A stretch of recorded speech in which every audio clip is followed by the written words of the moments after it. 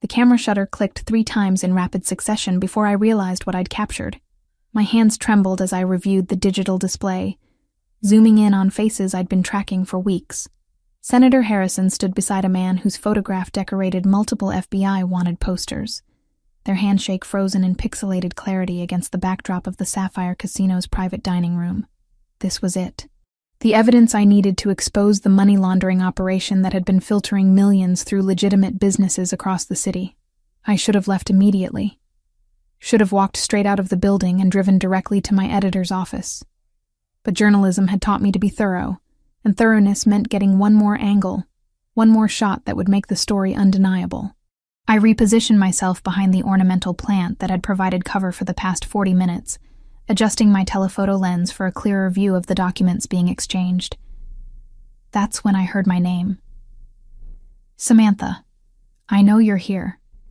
Ryan's voice carried across the marble lobby below, each syllable dripping with the false sweetness I'd learned to fear during our 2 years together. 4 months. I'd managed to stay hidden for 4 months after fleeing our apartment with nothing but my camera bag and the clothes I'd been wearing. 4 months of looking over my shoulder, sleeping in cheap motels under fake names, paying for everything in cash. 4 months of freedom that apparently ended today. My throat constricted as I peered over the balcony railing. He stood near the reception desk, scanning the upper floors with methodical precision. The same expensive suit he'd always preferred. Charcoal gray with knife-edge creases. The same haircut maintained every 2 weeks without fail. But his face held something new. A hardness around his eyes that made my stomach clench with recognition. This wasn't the man who'd once brought me flowers after work. This was the man who'd broken 2 of my ribs when I'd suggested we spend Christmas apart. The receptionist said a journalist came up here about an hour ago. Ryan's voice grew louder as he moved toward the elevator bank. Dark hair, green eyes, carrying camera equipment. That sounds exactly like you, doesn't it? I backed away from the railing, my camera suddenly feeling like an anchor weighing me down. The service elevator was too far away, and the main elevators would deliver me directly into his line of sight. The stairwell required passing through the lobby. Every escape route led straight to him. Panic clouded my judgment as I scanned the hallway for anywhere to hide. Office doors lined both sides, most displaying frosted glass with company names etched in elegant script. Financial consultants, law firms, import-export businesses. All closed for the evening except one at the very end of the hall, where light spilled through a partially open door. I didn't think. Couldn't think. Survival instinct propelled me forward, my footsteps muffled by thick carpeting as I ran toward that light, like a moth drawn to flame. Behind me, I heard the elevator chime, heard Ryan's footsteps emerging onto the 10th floor. The office door swung wider as I shoved through it, and I immediately realized my mistake. This wasn't an empty conference room or unoccupied workspace. 3 men occupied the space, 2 standing flanking the sides like sentinels, 1 seated behind a massive desk that dominated the room. All 3 turned toward me with identical expressions of cold assessment. "I'm sorry. I'm so sorry," I stammered, already backing toward the door. "Wrong office, I'll just lock it." The man behind the desk spoke without raising his voice, yet his words carried absolute authority. One of the standing men moved with fluid efficiency, turning the deadbolt with a decisive click that echoed through the sudden silence. My hand was still on the doorknob when Ryan's fist hammered against the wood. "Samantha, open this door right now." His voice had shifted from false sweetness to barely contained rage. "We need to talk. I don't think the lady wants to talk to you." The man behind the desk rose, and I got my first clear look at him. He was younger than I'd initially thought. Mid-30s, perhaps, with black hair styled away from a face that could have been carved from marble. Broad shoulders filled out a suit that probably cost more than my car, the fabric moving with him as he circled the desk with predatory grace. But it was his eyes that held me frozen, dark brown and utterly cold, assessing me with the same intensity one might evaluate a chess piece mid-game. "This is between me and my girlfriend," Ryan shouted through the door. "Just a misunderstanding. Ex-girlfriend," I whispered, though I wasn't sure why I felt compelled to correct him to this stranger. The man's gaze sharpened. "Interesting." He gestured to one of his sentinels. "Joseph, please escort the gentleman from the building, quietly." Joseph moved to open the door, and I instinctively stepped back, putting the desk between myself and Ryan. But when Joseph opened the door just wide enough to slip through, closing it firmly behind him, I heard only muffled voices followed by the distinctive sound of footsteps retreating down the hallway. "He'll be gone within 5 minutes, the man said, returning to his desk as if he'd just dealt with something as mundane as a misdelivered package. "Marco will ensure he reaches the parking garage without incident." I should have thanked him. Should have apologized again for the intrusion and left as quickly as possible. Instead, I stood frozen, my camera bag sliding off my shoulder to land with a soft thump against the floor. My hands, which had been steady enough to photograph criminals, now shook violently as adrenaline crashed through my system. "Sit down before you fall down." It wasn't quite an order, but close enough that my knees bent automatically, depositing me into one of the leather chairs facing his desk. "Water? Please." My voice came out hoarse, barely recognizable. He poured from a crystal decanter, the liquid clear and cold as he placed the glass in my trembling hands. I drank deeply, focusing on the chill sliding down my throat rather than the man watching me with unnerving intensity. "Samantha." He spoke my name like he was testing it. "That's what he called you." "Yes." I set the glass down carefully. "I'm Samantha Collins. Thank you for whatever you did. I should go." "You should." He leaned back in his chair, fingers steepled beneath his chin. "But you won't make it to your car before he finds you again." Men like that don't take rejection well. The accuracy of his observation sent ice through my veins. "How would you know what kind of man he is?" "Because I know men." His expression remained neutral. "I know the ones who think with their fists, the ones who believe possession equals ownership, the ones who can't accept losing what they consider theirs."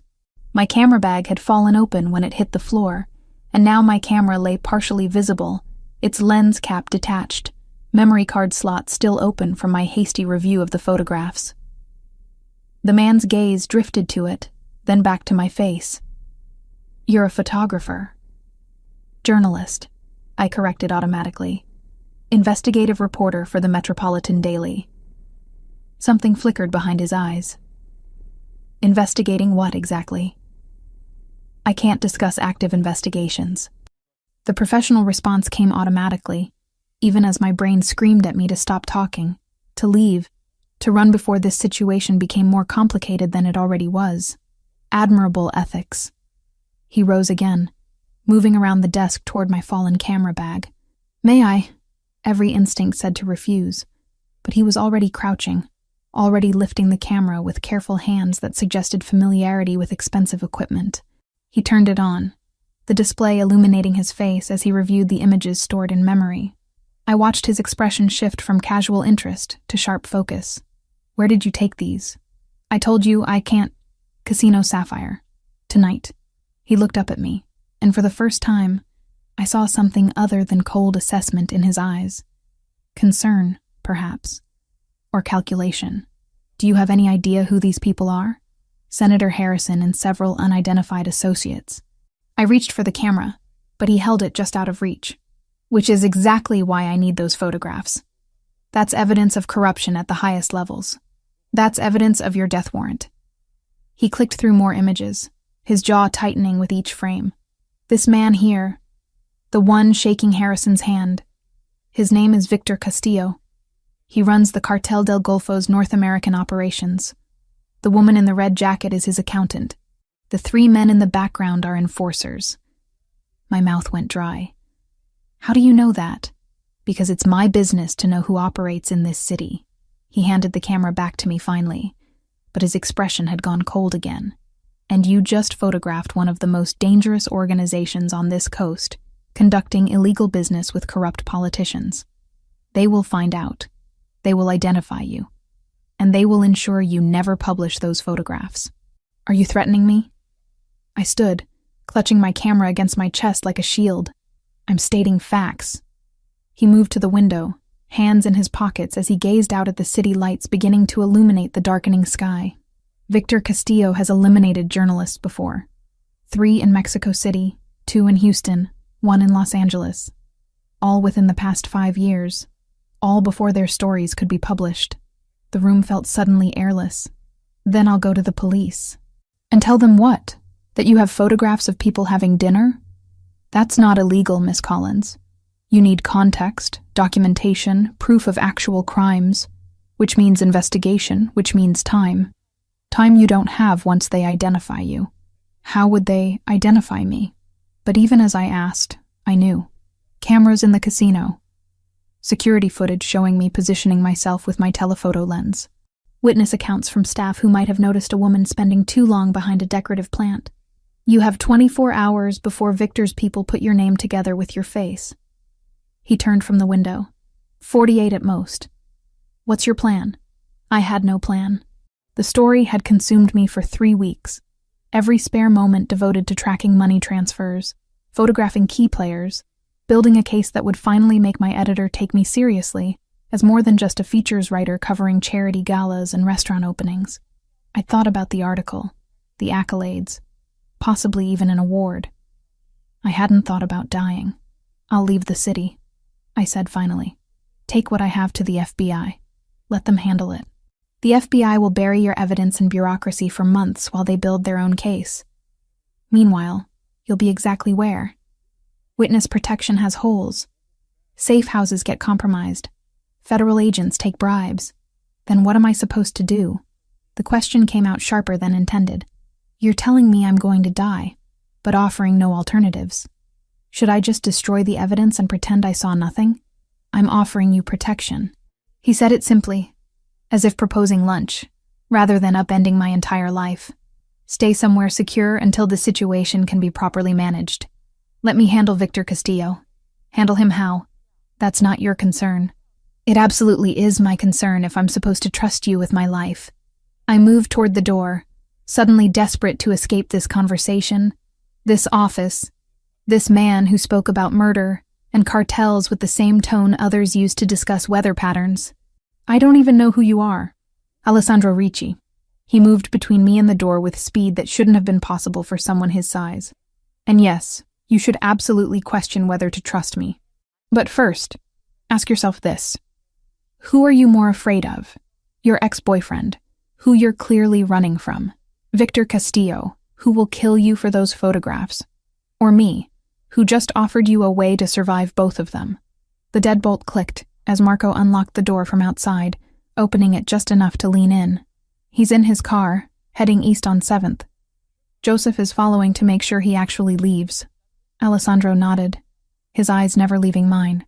Give her space to think, Marco. The door closed again, leaving us in renewed silence. I should have walked through it.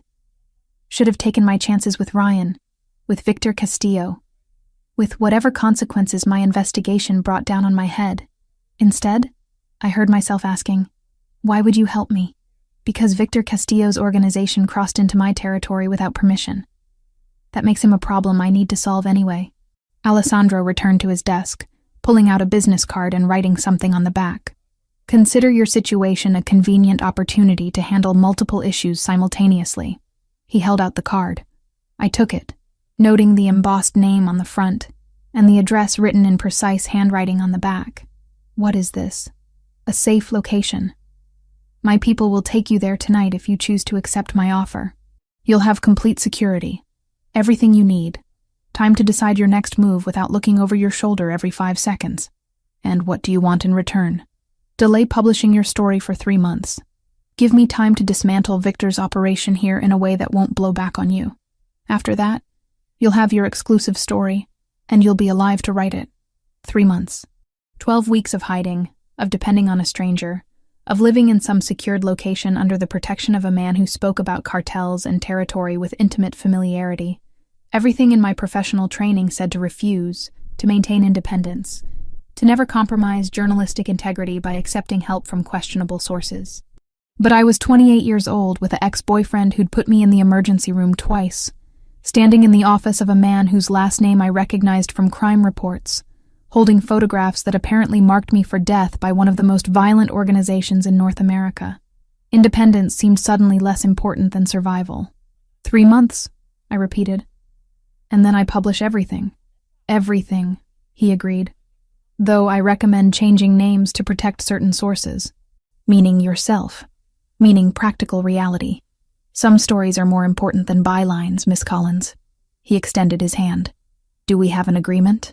I stared at his hand for a long moment, knowing that shaking it would change everything, would pull me into a world I'd only observed from safe distances while researching articles.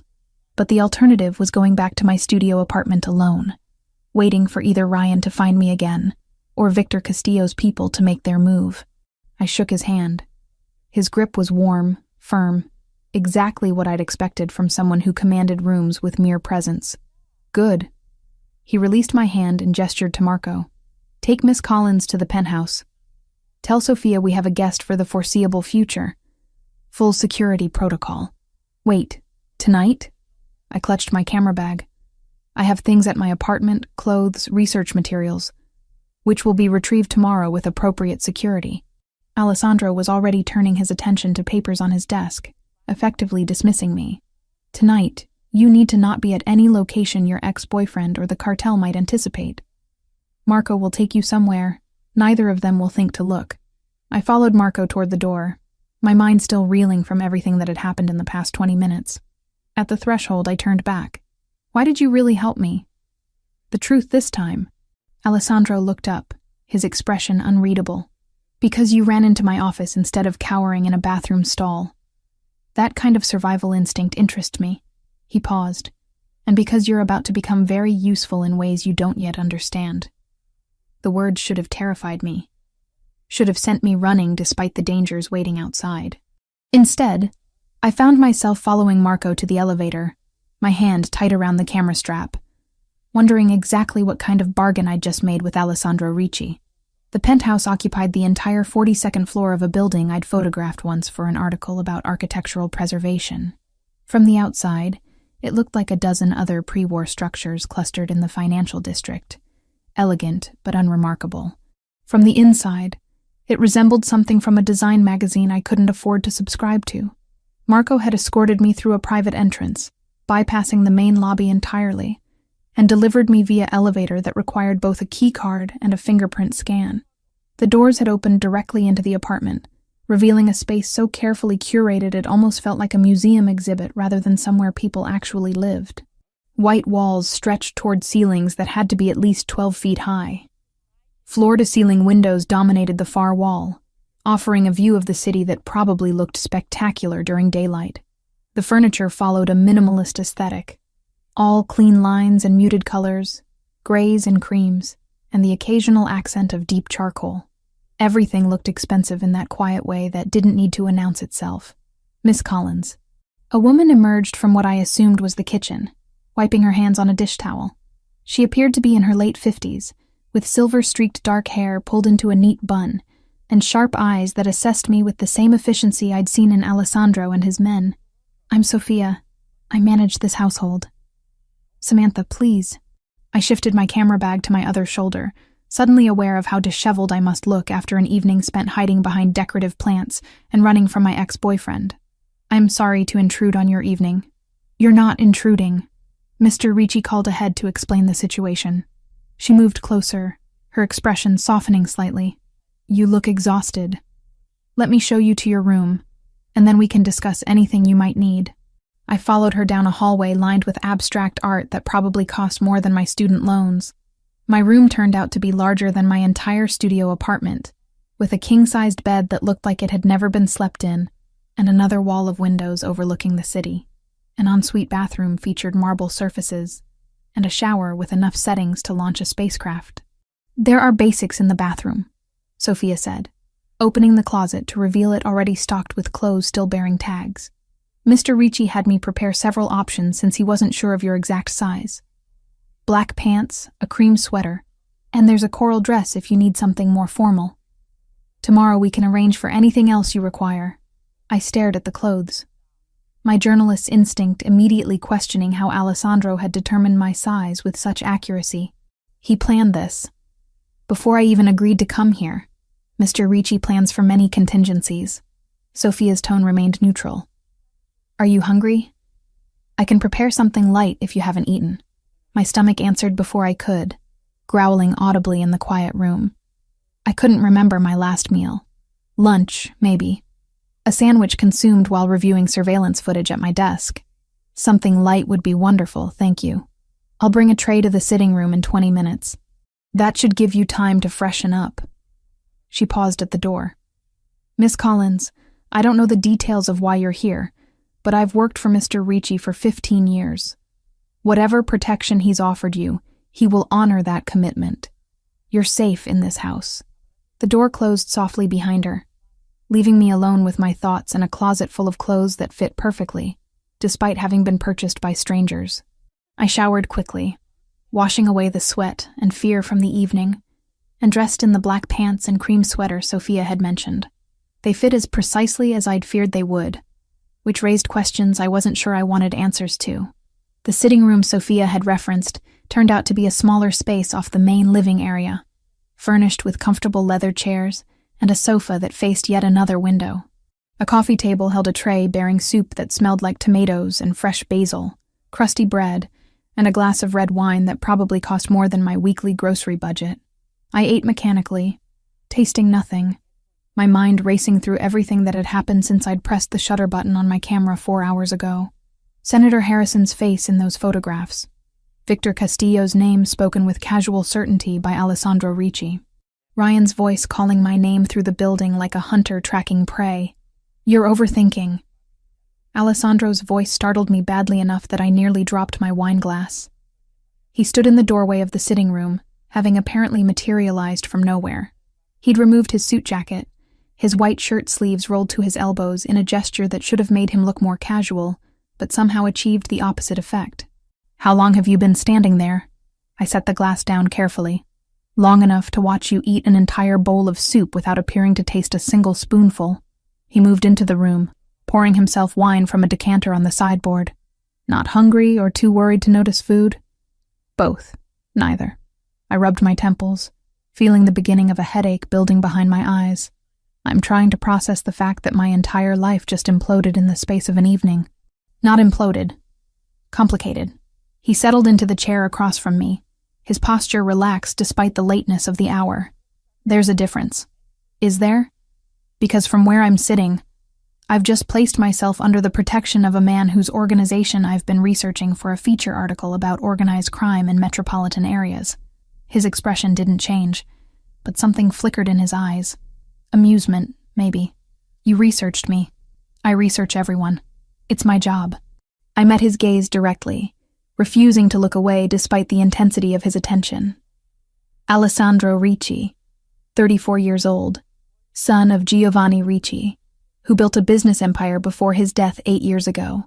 You inherited control of multiple legitimate enterprises, restaurants, real estate holdings, import companies. You also inherited something considerably less legitimate, though no charges have ever been filed against you personally. Thorough. He sipped his wine. What else did your research uncover?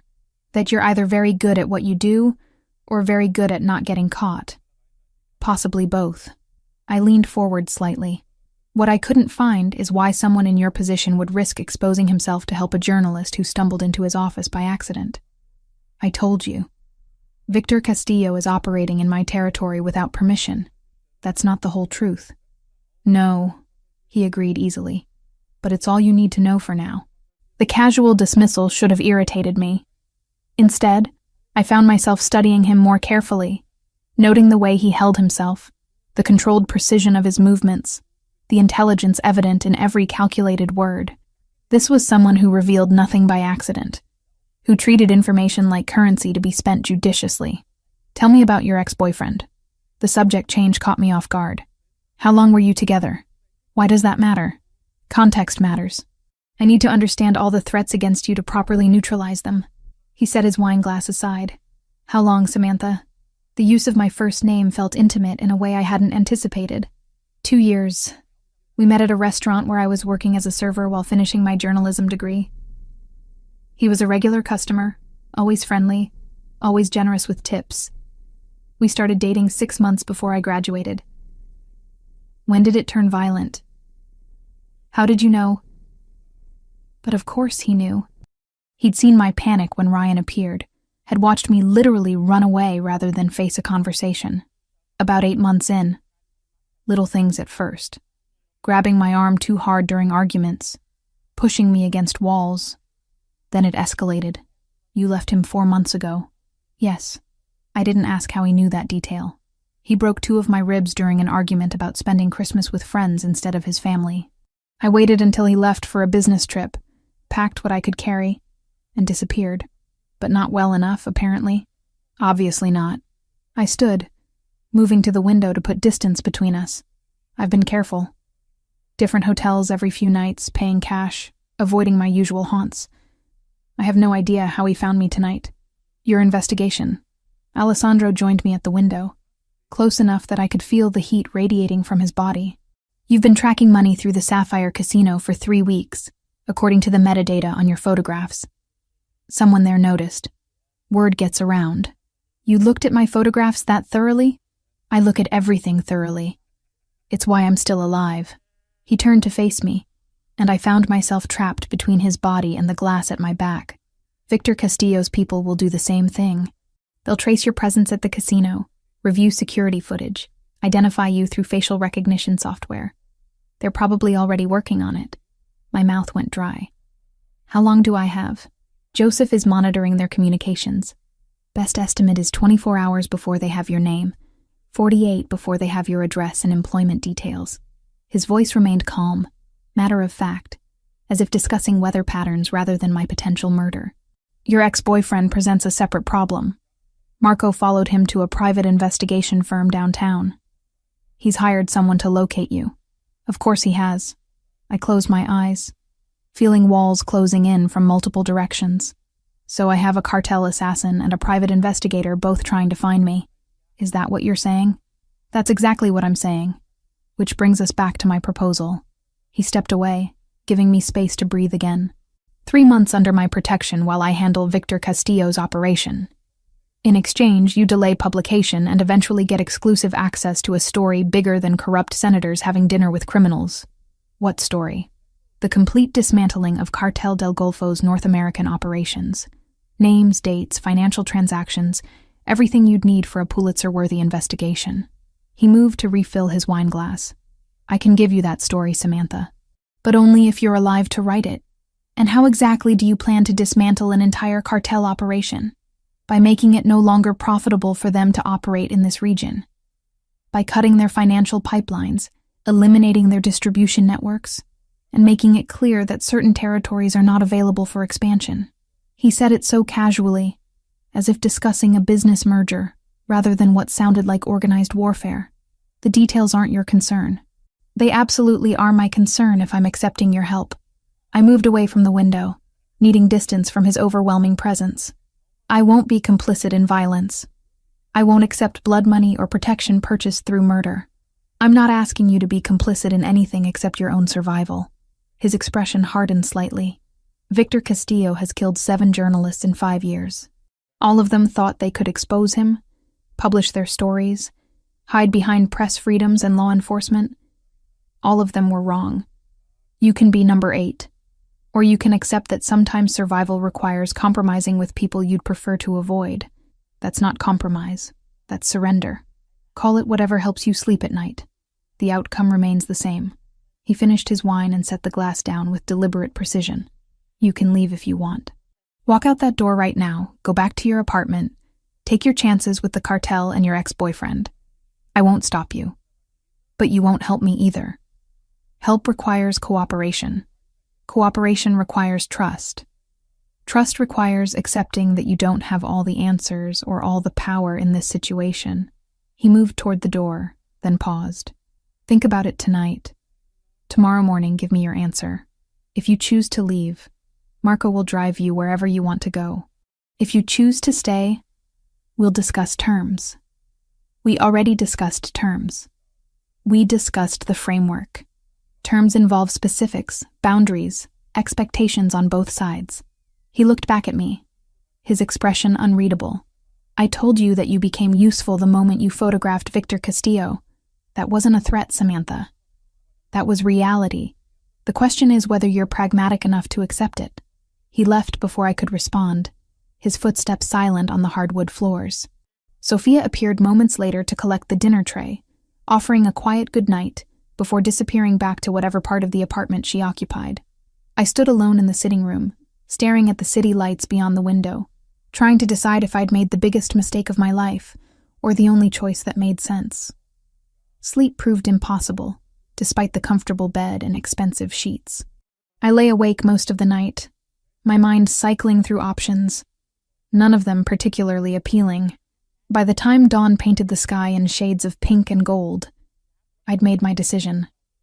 I found Alessandro in what appeared to be a home office, dressed already in another impeccable suit, speaking rapid Italian into his phone. He ended the call when he saw me, gesturing for me to enter. "You didn't sleep." It wasn't a question. Neither did you, apparently. I moved to stand in front of his desk, my spine straight, despite the exhaustion weighing on my shoulders. "I'll accept your terms. 3 months, delayed publication, exclusive access afterward. But I have conditions." "Of course you do." Something that might have been approval flickered across his face. "What are they?" "First, no violence against Ryan. I don't want him hurt, just kept away from me. Second, I want regular updates on your progress against the cartel. I'm not sitting in ignorance for 3 months. Third, I maintain control over my own story. You provide information, but I write the truth as I find it, not propaganda that serves your interests." "Fair enough." He stood, extending his hand across the desk. "Anything else?" "Yes. I want to know why Victor Castillo operating in your territory matters enough to risk this kind of exposure." "The real reason." Alessandro studied me for a long moment, his hand still extended. "He didn't ask permission before expanding his operations into areas I control. That kind of disrespect can't be tolerated in my world, or it invites others to test boundaries. That's still not the complete truth." "No," he agreed, "but it's all you're getting today. Trust is earned, remember? We're just beginning that process."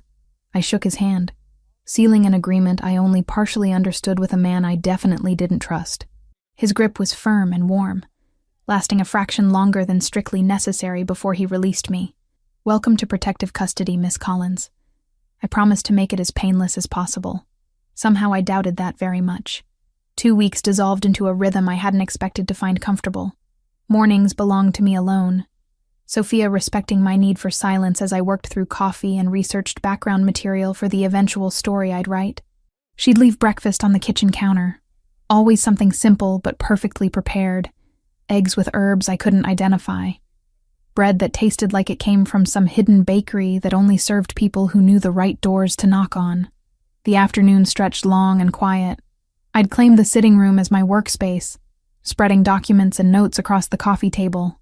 My laptop opened to databases I probably shouldn't have accessed from Alessandro's Wi-Fi but did anyway. Sophia would appear periodically with tea or fruit, never commenting on the crime scene photographs I'd printed or the organizational charts mapping connections between various criminal enterprises. "Mr. Ricci called," she said one Thursday afternoon, setting down a plate of sliced pears and cheese I definitely hadn't requested. "He'll be joining you for dinner again tonight." Again had become the operative word. Alessandro appeared most evenings around 8, usually still wearing whatever suit he'd donned that morning, though his tie would be loosened and his sleeves rolled up in that way that suggested he'd been working with his hands rather than just signing documents. We'd eat whatever elaborate meal Sophia prepared, and he'd provide updates on his progress against Victor Castillo's operations. 3 of their distribution points have been shut down, he told me on Monday, cutting into chicken that had been prepared with lemon and something green I couldn't identify. Joseph's team intercepted 2 shipments heading to their processing facility. "Intercepted how?" I'd asked, my fork suspended halfway to my mouth. "Does the specific methodology matter?" "It does if I'm going to write about it eventually." He'd smiled at that, something close to genuine amusement crossing his features. "Seized by cooperative law enforcement acting on anonymous tips. No violence, no bodies, just empty trucks and very confused drivers who suddenly decided cooperation was preferable to prison time." I'd made notes on my phone under the table, cataloging details for later verification. Alessandro had noticed, of course. He noticed everything. But he'd said nothing, just continued eating while describing the financial pressure he was applying to businesses that laundered money for the cartel. The conversations had evolved beyond mere tactical updates. He'd started asking questions about my work, about the stories I'd covered before stumbling into his office, about why I'd chosen journalism in the first place. I'd answered cautiously at first, uncertain how much to reveal to someone whose entire life revolved around secrets and strategic information. But something about the way he listened, really listened without judgment or interruption, had loosened my tongue more than I'd intended. My parents died when I was 19. I'd told him on Wednesday. The words emerging without planning. We'd finished dinner and moved to the sitting room, Sophia having cleared the dishes and disappeared with her usual efficiency. Car accident on their way home from my college orientation weekend. Drunk driver crossed the median on the interstate.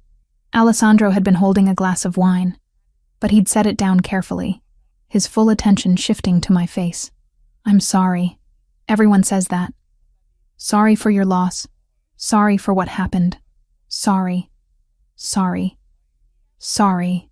I'd stared at my own wine, watching the liquid catch the light.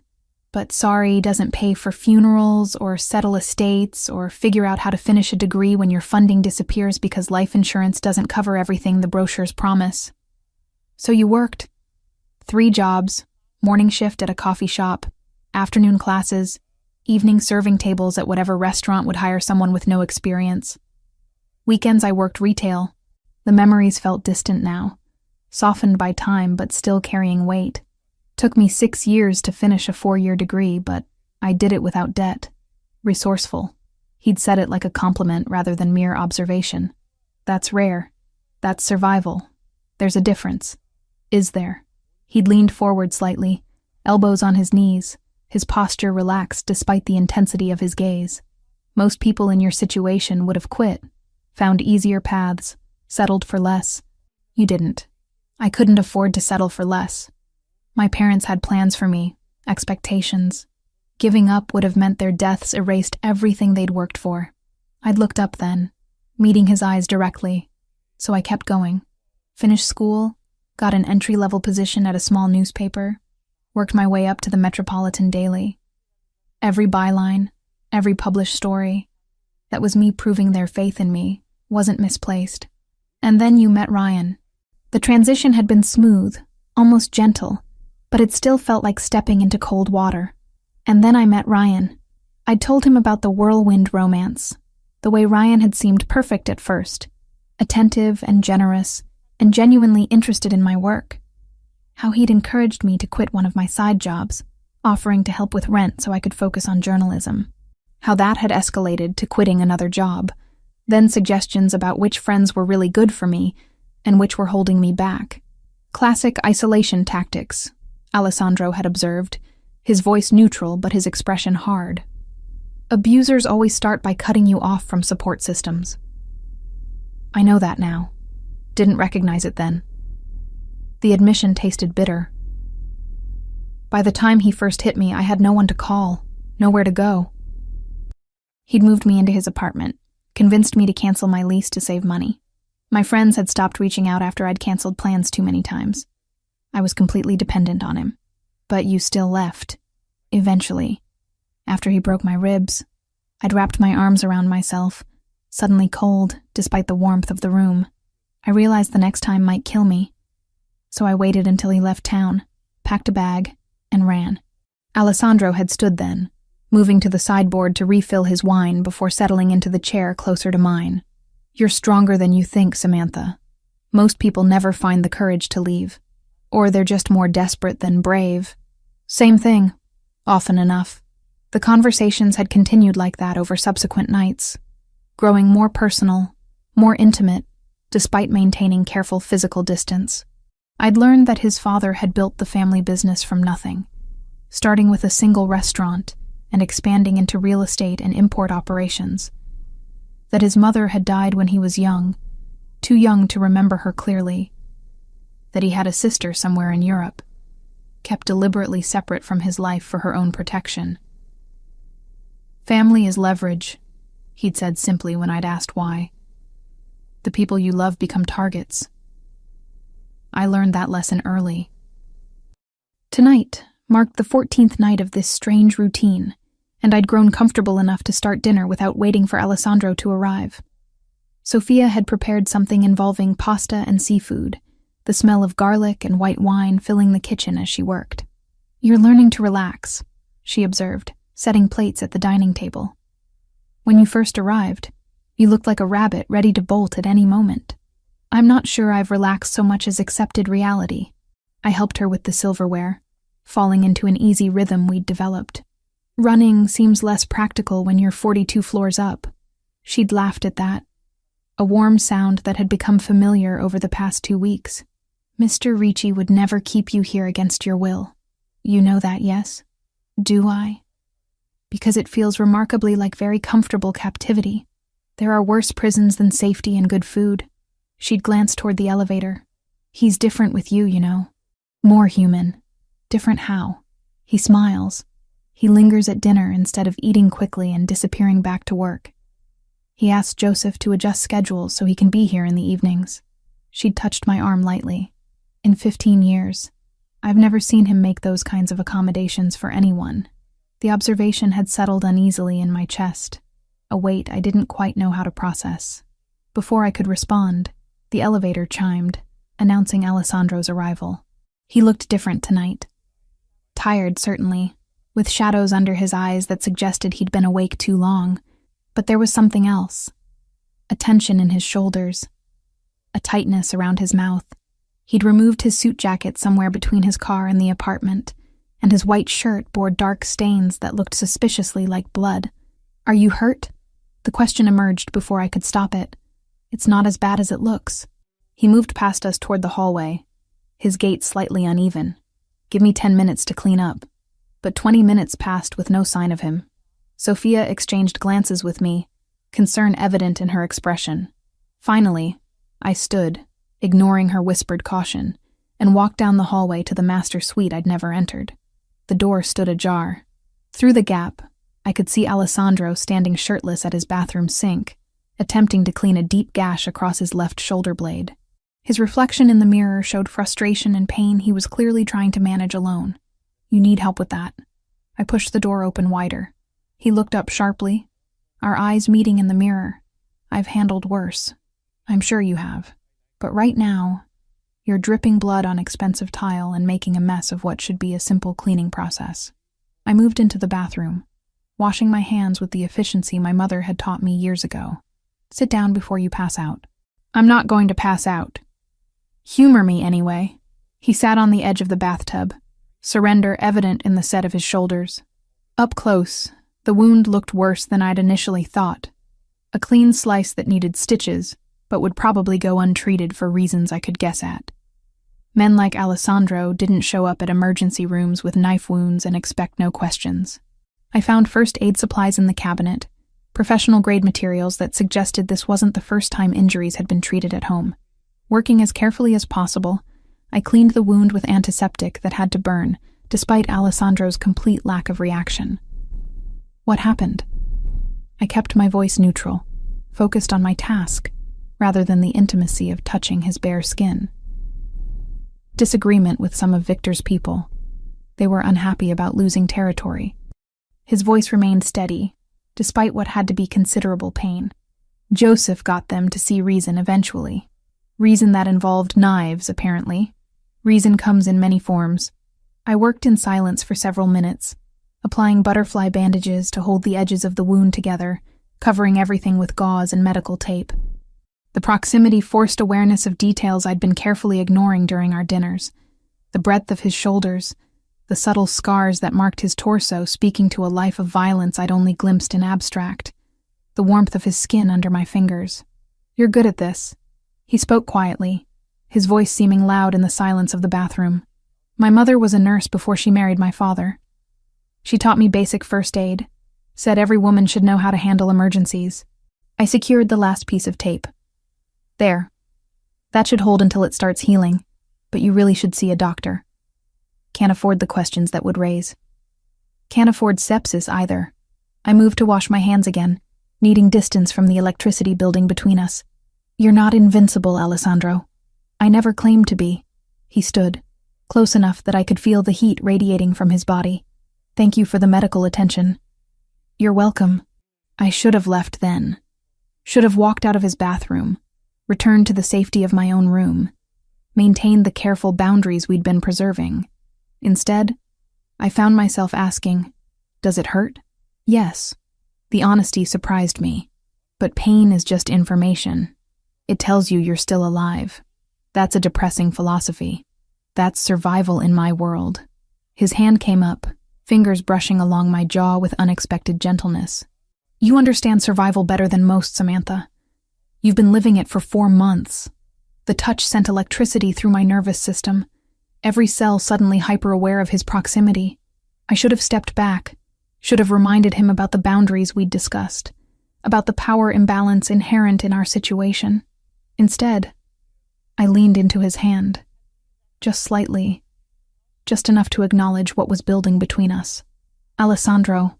His name felt intimate on my lips. I know. He moved closer, his other hand settling at my waist. I know this is complicated. I know you're here because you have nowhere else safe to go. I know taking advantage of that would make me no better than the men who've hurt you before. Then why are you touching me? Because I can't seem to stop myself. His voice dropped lower, rough with something that might have been desire or frustration or both. Because for 2 weeks I've watched you exist in my space, drinking coffee at my table, asking questions no one else dares ask, challenging every assumption I make. Because you make me feel something I thought I'd lost the capacity for. What's that? Hope. The word hung between us, vulnerable and honest. Hope that maybe not everything in my life has to be calculated strategy and careful control. That maybe there's room for something real. I should have been frightened by the intensity of his confession. Should have recognized the danger of getting emotionally involved with someone like Alessandro Ricci. Instead, I found myself tilting my face up, closing the distance between us with deliberate intent. He met me halfway, his lips capturing mine with a hunger that had been building for weeks. The kiss started gentle, questioning, giving me space to pull away if I wanted. But I didn't want space. I wanted this. Wanted him. Wanted to feel something other than fear and exhaustion for just a few moments. His hand tightened at my waist, pulling me closer as the kiss deepened. I could taste wine on his lips, feel the barely controlled strength in his body, sense the careful restraint he maintained even in passion. My fingers traced the unmarked skin of his chest, mindful of his injury but unable to stop touching him. When we finally broke apart, both breathing hard, his forehead rested against mine. This is a mistake. Probably. I didn't move away. You deserve better than this. Better than me. His voice carried an edge of self-recrimination. You deserve to choose without the pressure of gratitude or fear or dependence clouding your judgment. Stop telling me what I deserve and let me make my own choices. Even if those choices hurt you? Even then. I pulled back enough to see his face clearly. I'm not some fragile thing that needs protecting from every possible harm, Alessandro. I've survived plenty already. I know you have. But I won't be another person who takes advantage of your strength. He stepped away, putting physical distance between us, even as his eyes remained locked on mine. When this is over, when Victor Castillo is no longer a threat, and you're free to leave safely, if you still want this, I'll be here, but not while you're dependent on my protection. The nobility of it should have been touching. Instead, it felt frustratingly like rejection. So what? We just pretend nothing happened? We acknowledge what happened, and exercise restraint until circumstances change. He reached for a clean shirt hanging nearby. I won't compromise your agency by pursuing this while you're essentially my prisoner, no matter how gilded the cage. I wanted to argue, to point out that I'd kissed him back just as eagerly, that my choice to stay here was exactly that, a choice. But the exhaustion in his eyes stopped me, reminded me that he'd just been injured defending territory against a violent cartel, that his life existed in shades of gray I'd only begun to understand. Fine. I moved toward the door. But for the record, this is the most frustrating rejection I've ever experienced. His quiet laughter followed me down the hallway, somehow making everything both better and worse, simultaneously. The next morning, Joseph appeared during my coffee, his expression grim in a way that immediately put me on alert. Alessandro emerged from his office moments later, clearly having been summoned by whatever news the security chief carried. "We have a problem," Joseph said without preamble. The private investigator Ryan hired was spotted doing surveillance on this building yesterday afternoon. He's identified the location. My coffee cup clattered against the saucer. How is that possible? I thought this place was secure. It is, Alessandro replied, his voice calm despite the tension evident in his shoulders. But determined people find ways. Joseph, what's our exposure? Minimal. The investigator saw someone matching Samantha's description enter the building, but he can't confirm which floor or apartment. Building security prevented him from accessing resident lists. Joseph pulled out his phone, showing footage of a man in a nondescript jacket loitering across the street. He's been there 3 hours so far today. Then it's time to move her. Alessandro's decision came quick and certain. The rural property is ready. Has been since day one.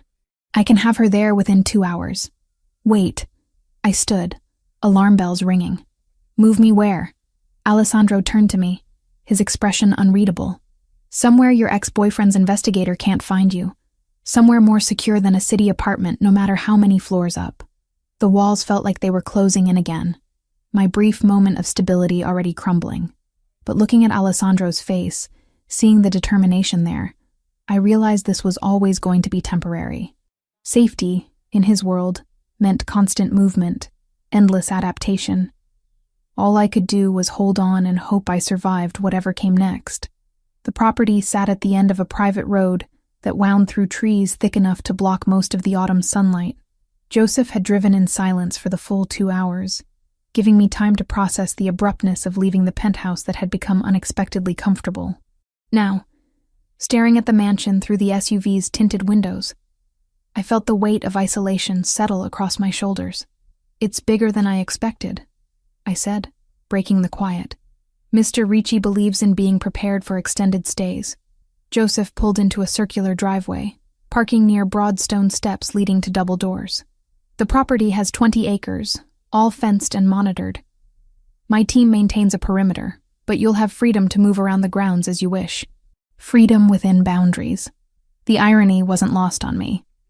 Better than no freedom at all. He grabbed my bag from the back, the only luggage I'd accumulated during 2 weeks at the penthouse. Come on, let me show you around before I have to get back to the city. The interior matched the exterior's understated elegance. Hardwood floors gleamed under chandeliers that looked original to the building, probably a century old or more. The furniture skewed more traditional here than the penthouse's minimalism. Heavy pieces in dark wood that suggested permanence rather than transience.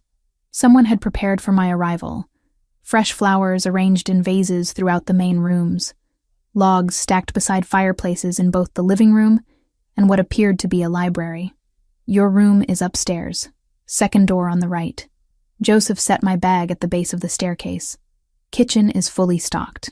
There's a landline in every room, preset to reach me directly if you need anything. Cell service is spotty out here, but the Wi-Fi is solid. When will Alessandro visit?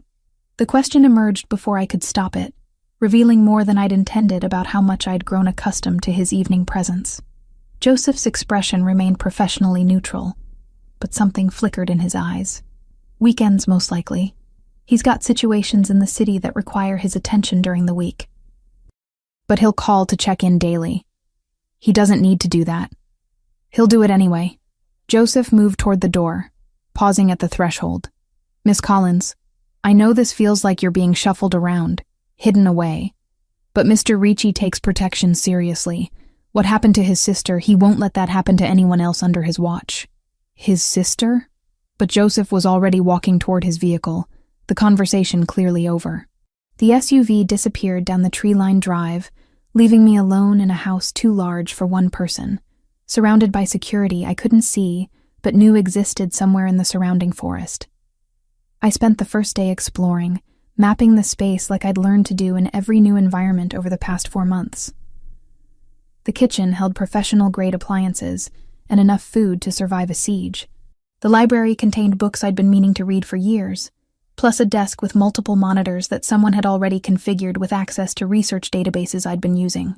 The living room featured a fireplace large enough to stand in, and furniture comfortable enough to lose entire afternoons.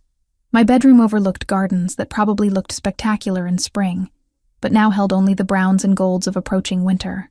Someone had thought to include a desk here too, positioned to catch natural light from the windows. My laptop fit perfectly in the space, almost like it had been measured for this exact purpose. The attention to detail should have comforted me. Instead, it felt like evidence of how thoroughly Alessandro controlled his world, anticipating needs before they arose, arranging circumstances to his specifications. I was safer here than I'd been anywhere in months, and somehow that safety felt more confining than any cage I'd occupied before. That night, the landline rang at precisely 8 o'clock. "You made it safely." Alessandro's voice carried clearly despite whatever distance separated us. Joseph is a good driver. I'd settled into the library, a fire crackling in the fireplace, one of the books from the shelf open on my lap. This place is beautiful. It belonged to my father. He'd use it when city life became too much. A pause, filled with sounds I couldn't identify. "Are you comfortable?" "As comfortable as someone under protective custody can be." I closed the book, giving the conversation my full attention. "Joseph mentioned something about your sister before he left. What did he mean?" Silence stretched long enough that I wondered if the connection had dropped. "Then, that's a conversation for another time. Preferably in person. Alessandro, how's your research progressing?" The deflection was smooth but obvious. "Joseph said you've been accessing the databases we set up." I let him change the subject, recognizing the boundaries he maintained even in conversation.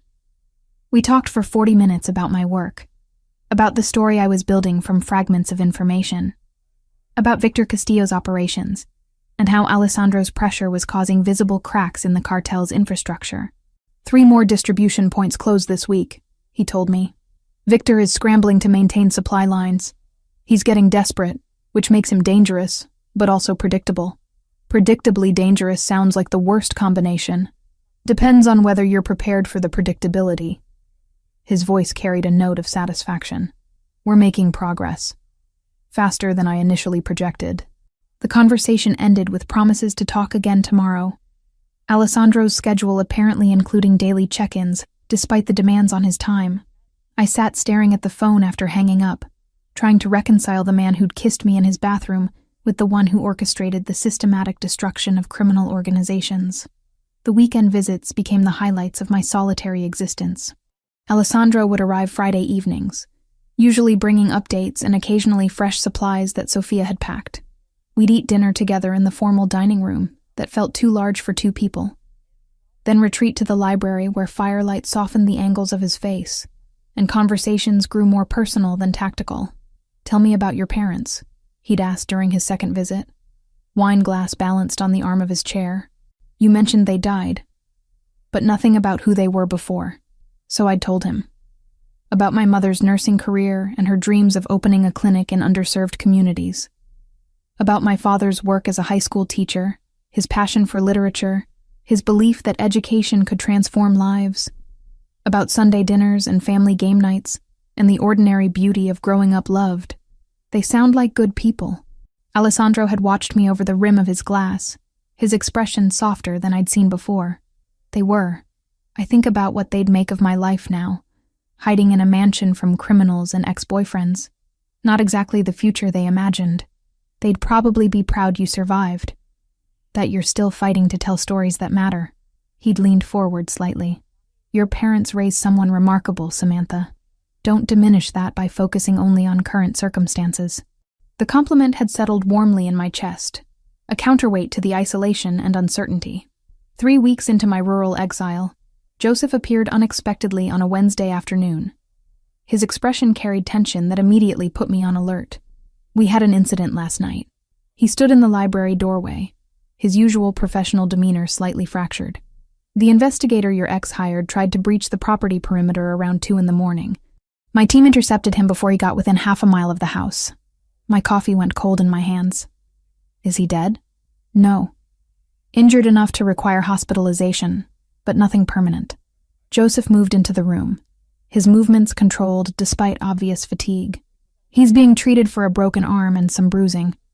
Local police are calling it a hiking accident in restricted woods. But it wasn't an accident. It was a clear attempt to locate you, using night vision equipment and a GPS tracker probably placed on one of our supply vehicles. Joseph's jaw tightened. We've swept everything. He won't try again. How can you be sure? Because Mr. Ricci is having a conversation with Ryan Mitchell as we speak, making it clear that further attempts to locate you will have consequences neither of them want to face.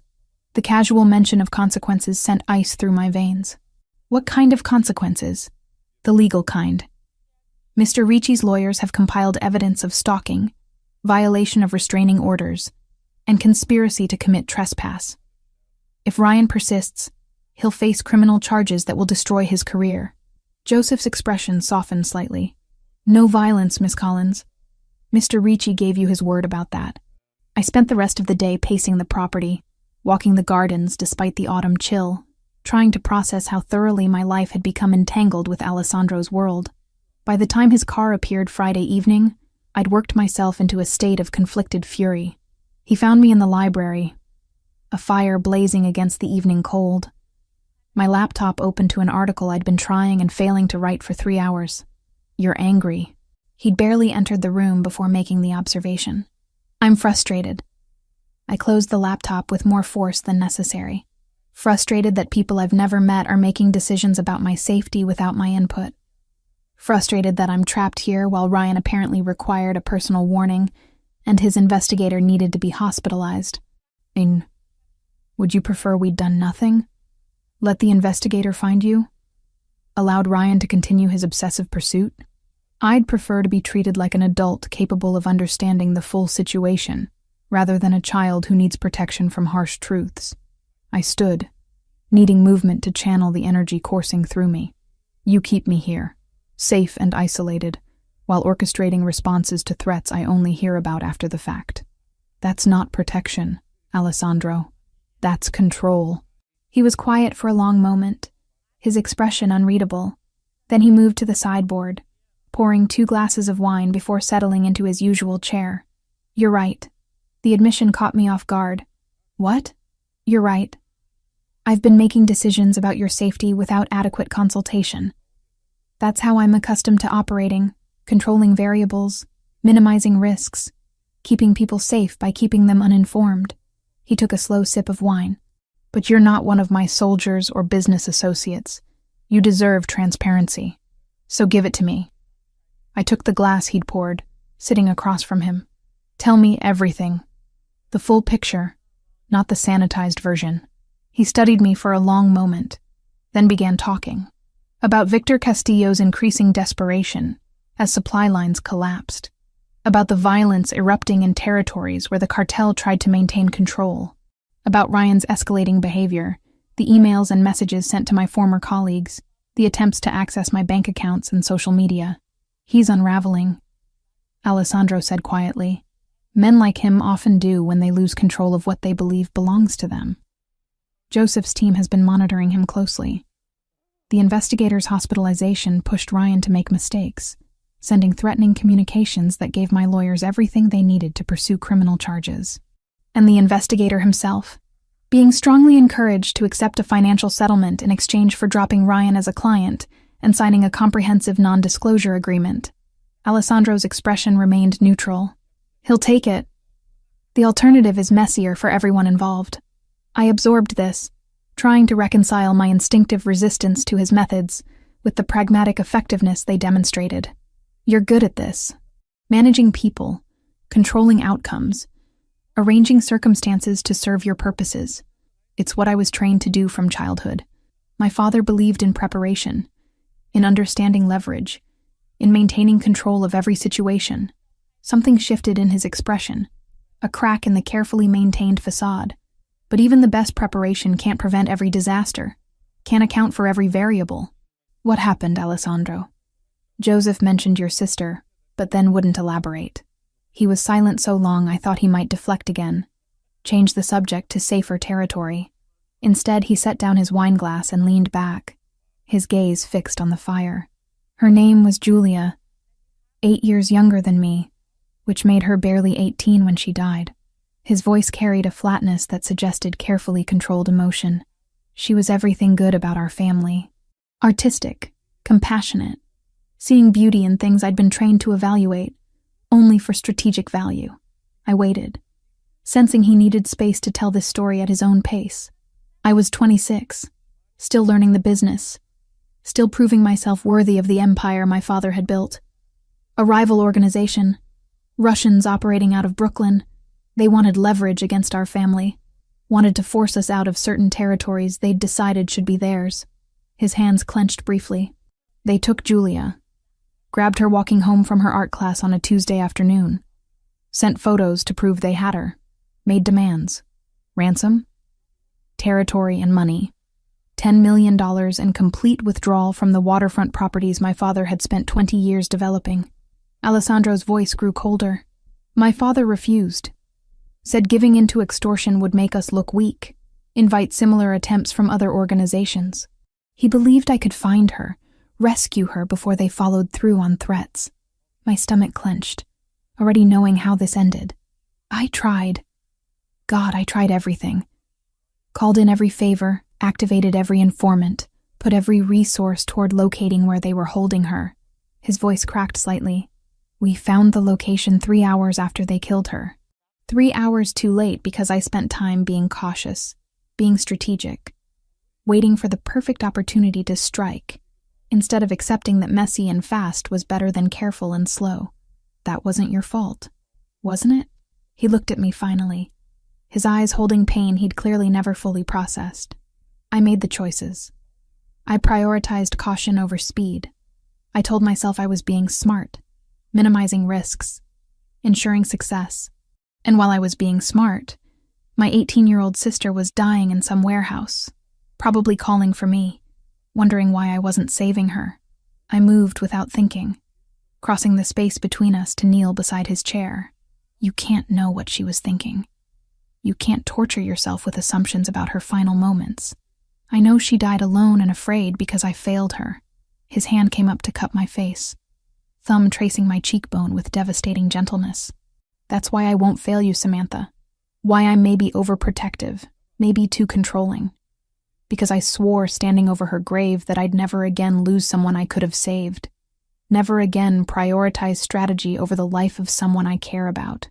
The confession hung between us, raw and honest, explaining so much about his behavior over the past weeks.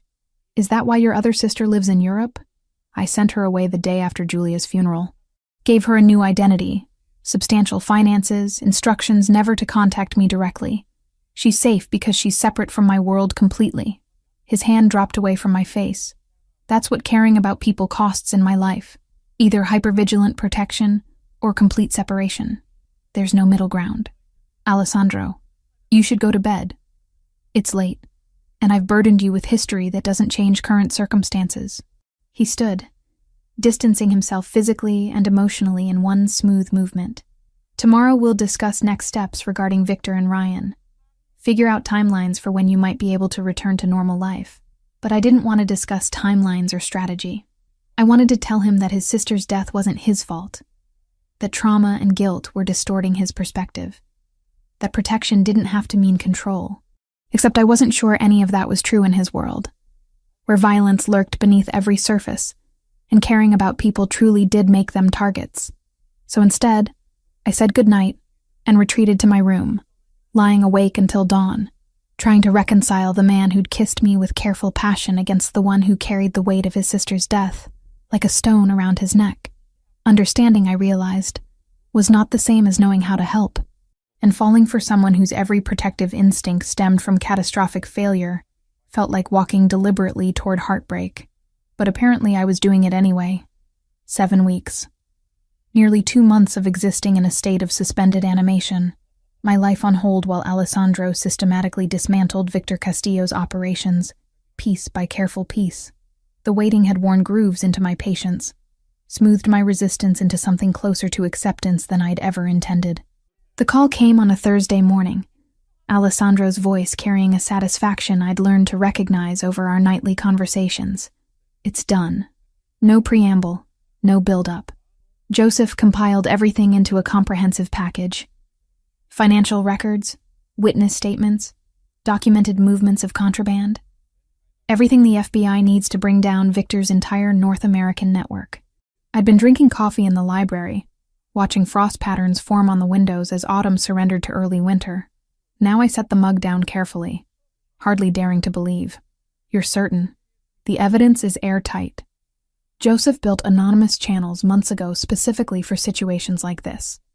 Untraceable back to us, but completely credible to federal investigators. A pause filled with sounds of movement, papers shuffling. I'm sending you copies of everything right now. Verify it against your own research. If it holds up to your journalistic standards, it'll hold up in court. I spent the next 6 hours reviewing documents that appeared in my secure email.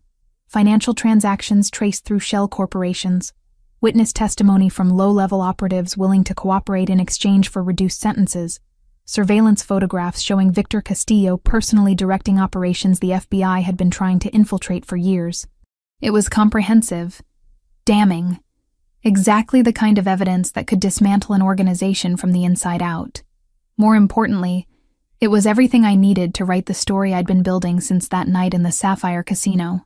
Senator Harrison's involvement was documented with precision that would end his political career. The money laundering network was mapped completely. Even the corrupt officials who'd enabled the operation were identified with supporting evidence. This is incredible, I told Alessandro when he called that evening. This is a Pulitzer-level investigation. Then write it. His voice carried warmth I'd grown to crave during our weeks of separation. Your editor will want to see you in person. How soon can you be ready to come back to the city? The question triggered something between excitement and trepidation. When? Tomorrow. I'll pick you up myself. We'll meet with your editor, discuss publication timelines, handle the logistics of bringing you back into the world. A beat of silence. If you're ready. Was I ready? Ready to leave the safety of isolation? To face whatever remained of the threats that had driven me into hiding? Ready to see Alessandro in person after weeks of carefully maintaining emotional distance through phone conversations? Yes. The word emerged more certain than I felt. I'm ready. He arrived late morning, his car winding up the private drive with familiar precision. I'd packed the night before, not that I'd accumulated much during my rural exile. When I opened the door, the sight of him struck me with unexpected force. He looked tired, shadows under his eyes suggesting too many late nights, but his expression when he saw me carried something that made my breath catch. Samantha. My name on his lips felt like coming home. You look exhausted. Dismantling criminal empires is surprisingly time-consuming. He took my bag, his free hand finding the small of my back as he guided me toward the car. But worth it for this moment. Joseph drove us back to the city, giving Alessandro and me privacy in the back seat to discuss strategy for my meeting with the editor.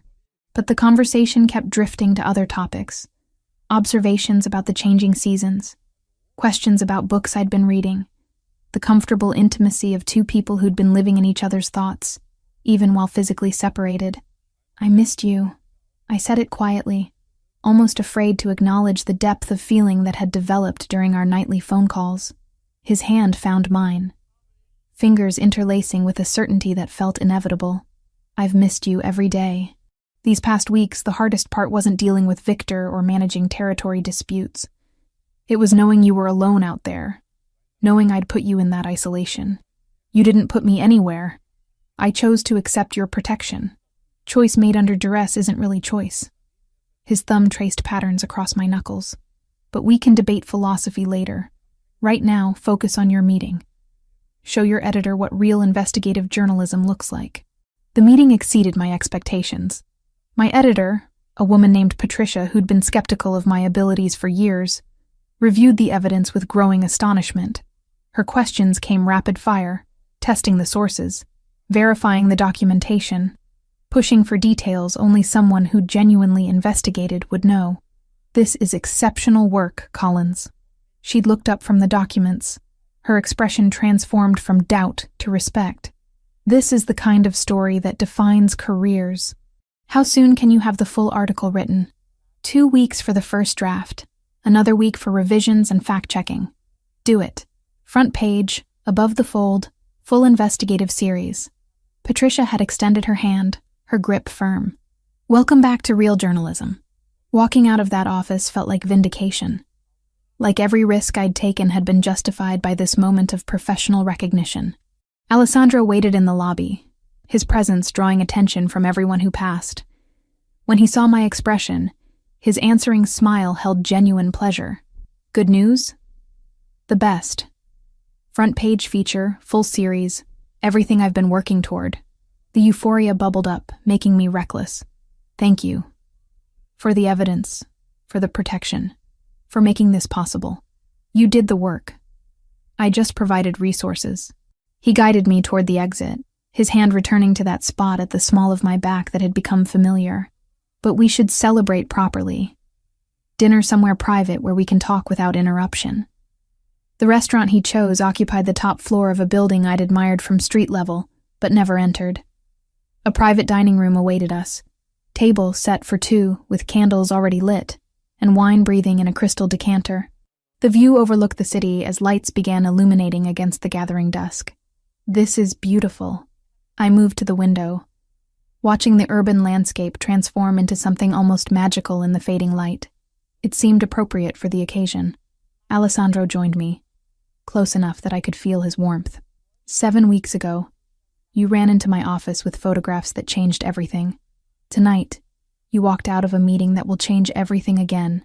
That deserves recognition. We ate slowly, trading stories from our separation.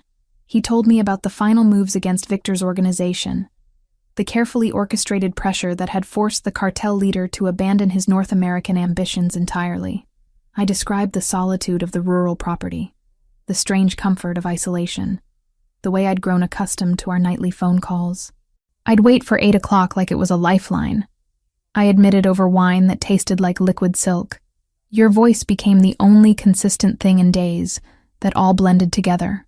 I'd rearrange entire schedules to make sure I could call. His eyes held mine across the table. Joseph started joking about it, how the fearsome Alessandro Ricci scheduled his criminal empire around phone calls with a journalist. Former criminal empire, I corrected. You told me Victor's operations are finished here. They are. The FBI raids start tomorrow morning. By this time next week, everyone you photographed that night will be facing federal charges.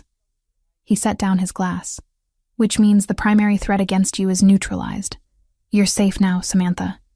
Truly safe. The words should have brought relief. Instead, they triggered awareness of what safety meant. No more justification for protection.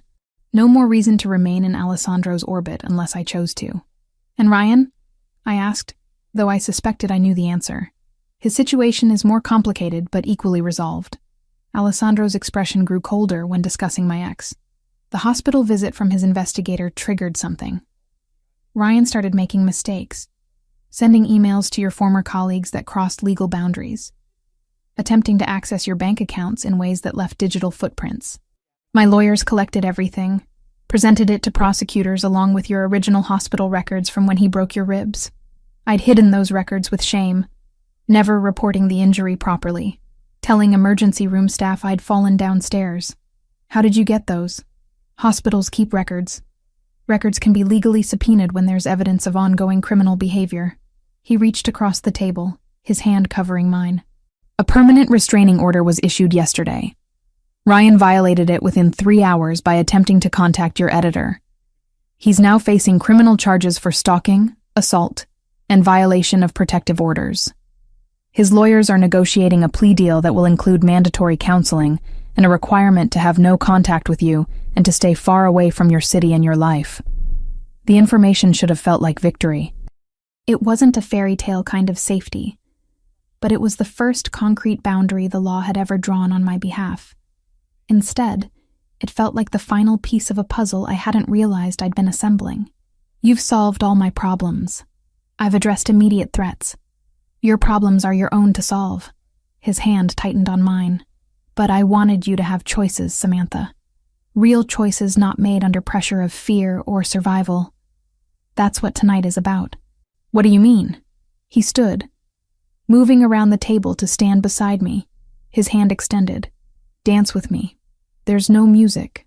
There doesn't need to be. I took his hand, letting him pull me to my feet and into his arms. We swayed gently in the candlelit silence, his chest solid against mine, one hand at my waist while the other cradled my hand between us. The intimacy of it felt more profound than any conversation we'd had over the past 7 weeks. I've been trying very hard to be noble, he said quietly, his lips near my ear. Keeping distance, maintaining boundaries, ensuring you had space to make decisions without pressure. But nobility is exhausting, and I'm running out of reasons to deny what I feel. My heart hammered against my ribs. What do you feel? That 7 weeks away from you was 7 weeks too long. That hearing your voice on the phone stopped being sufficient somewhere around week 3. That watching you walk out of your editor's office with triumph written across your face made me want things I have no right to want. He pulled back enough to see my face. That I'm falling for you despite every logical reason not to, and I'm tired of fighting it. The confession hung between us, vulnerable and honest. I could step back, maintain the distance he'd been preserving for my sake. Could remind him about power dynamics and complicated circumstances. Could be sensible and careful and protect myself from potential heartbreak. Or I could be honest too. I've been waiting for you to stop being noble. I reached up, my hand finding the back of his neck. Waiting for you to acknowledge what's been building between us since that first night. Waiting for permission to want this without guilt. Permission granted. His voice dropped lower, rough with restrained desire. If this is what you want. If you're choosing this freely without pressure or... I kissed him before he could finish the sentence, eliminating the space between us with deliberate intent. His response was immediate, pulling me closer as the kiss deepened into something that had been building for nearly 2 months. This wasn't the careful, questioning kiss from his bathroom. This was certainty, hunger, the release of tension carefully maintained through weeks of separation. When we finally pulled apart, breathless, he rested his forehead against mine for a long, unsteady heartbeat. Come home with me. Let me show you what it looks like when I'm not being noble. The penthouse felt different walking through the door with Alessandro's hand in mine, awareness crackling between us with each step. Sophia emerged from the kitchen, took one look at our expressions, and smiled with the satisfaction of someone who'd been expecting this development. Welcome back, Miss Collins. Her eyes twinkled with unmistakable approval. Should I prepare the guest room or... That won't be necessary. Alessandro's voice carried quiet finality. Thank you, Sophia. We'll see you in the morning. She disappeared with practiced discretion, leaving us alone in the vast space. Alessandro turned to me, his expression serious despite the desire evident in his eyes. Last chance to change your mind. Once we cross this threshold, everything changes. I've been ready for everything to change since you stopped being just the dangerous stranger who helped me. I moved closer, my hands finding the buttons of his shirt. Stop giving me exits and let me make my choices. His laugh was quiet, almost relieved. As you wish. The night dissolved into sensations I'd been denying myself for weeks. Alessandro's hands mapping skin he'd only seen in passing. The slide of expensive sheets against bare legs. Whispered confessions in darkness broken only by city lights through floor-to-ceiling windows. Connection that went beyond physical, touching something deeper I hadn't known was possible. Morning arrived with sunlight painting the bedroom in shades of gold. Alessandro slept beside me, his face softened in repose, the careful control he maintained constantly finally abandoned in sleep. I traced the scar on his shoulder from the knife wound I'd bandaged weeks ago, watching the steady rise and fall of his breathing. You're staring. His voice emerged rough with sleep, though his eyes remained closed. Admiring. There's a difference. He pulled me closer, pressing a kiss to my forehead. Good morning. Good morning. The intimacy of waking together felt simultaneously natural and surreal. No regrets? None. You? Not even close. We lay tangled together until the smell of coffee drifted from the kitchen. Sophia's discreet signal that morning had officially arrived. Alessandro pulled on sleep pants while I borrowed his shirt, both of us moving with the ease of people comfortable in each other's space. Sophia was arranging breakfast at the kitchen counter when we appeared, her expression carefully neutral, except for the knowing smile she couldn't quite suppress. Good morning. Coffee is fresh, and there are pastries from the bakery you like, Miss Collins. Thank you, Sophia. I settled onto a bar stool, accepting the coffee she poured. Everything smells wonderful. It's good to see you both looking happy. She busied herself with breakfast preparations. The house has been too quiet with only Mr. Ricci here. Alessandro's hand found mine under the counter, our fingers interlacing automatically.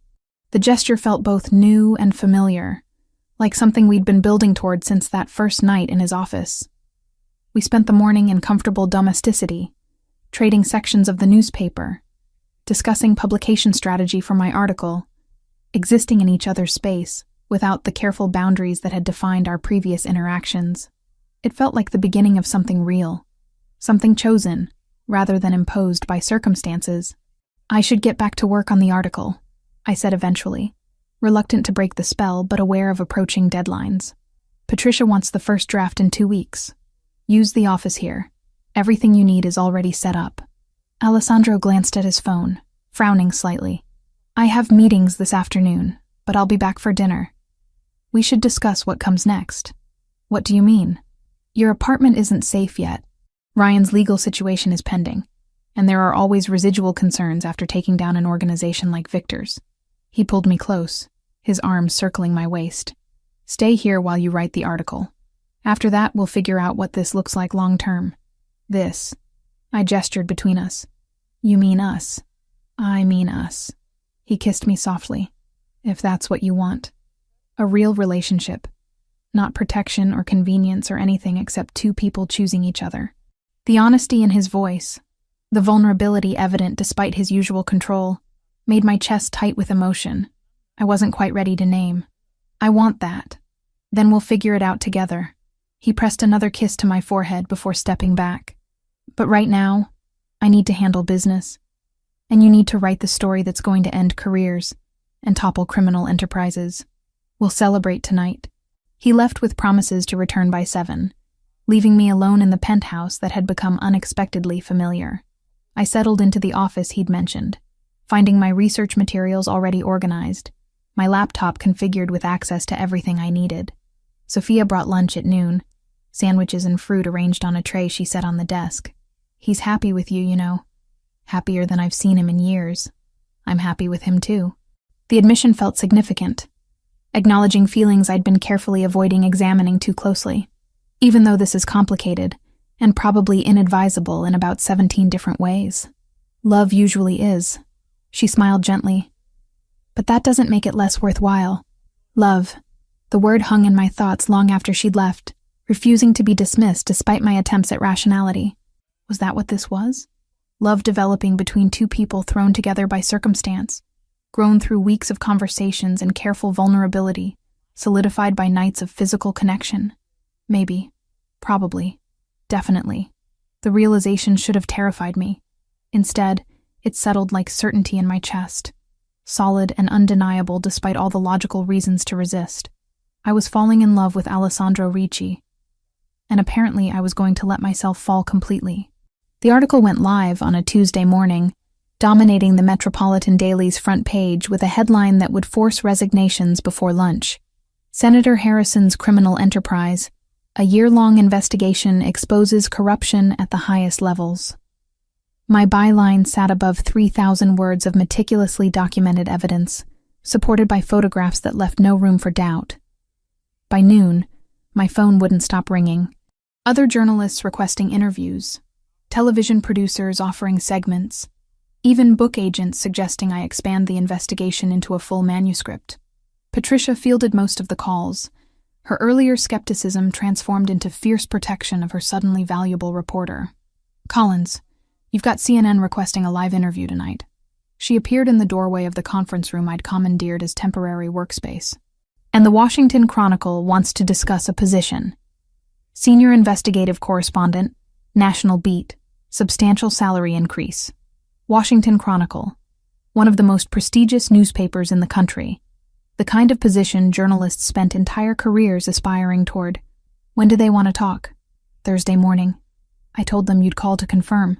Patricia's expression softened slightly. This is the big leagues, Samantha. The kind of opportunity that doesn't come twice. Don't let loyalty to this paper hold you back.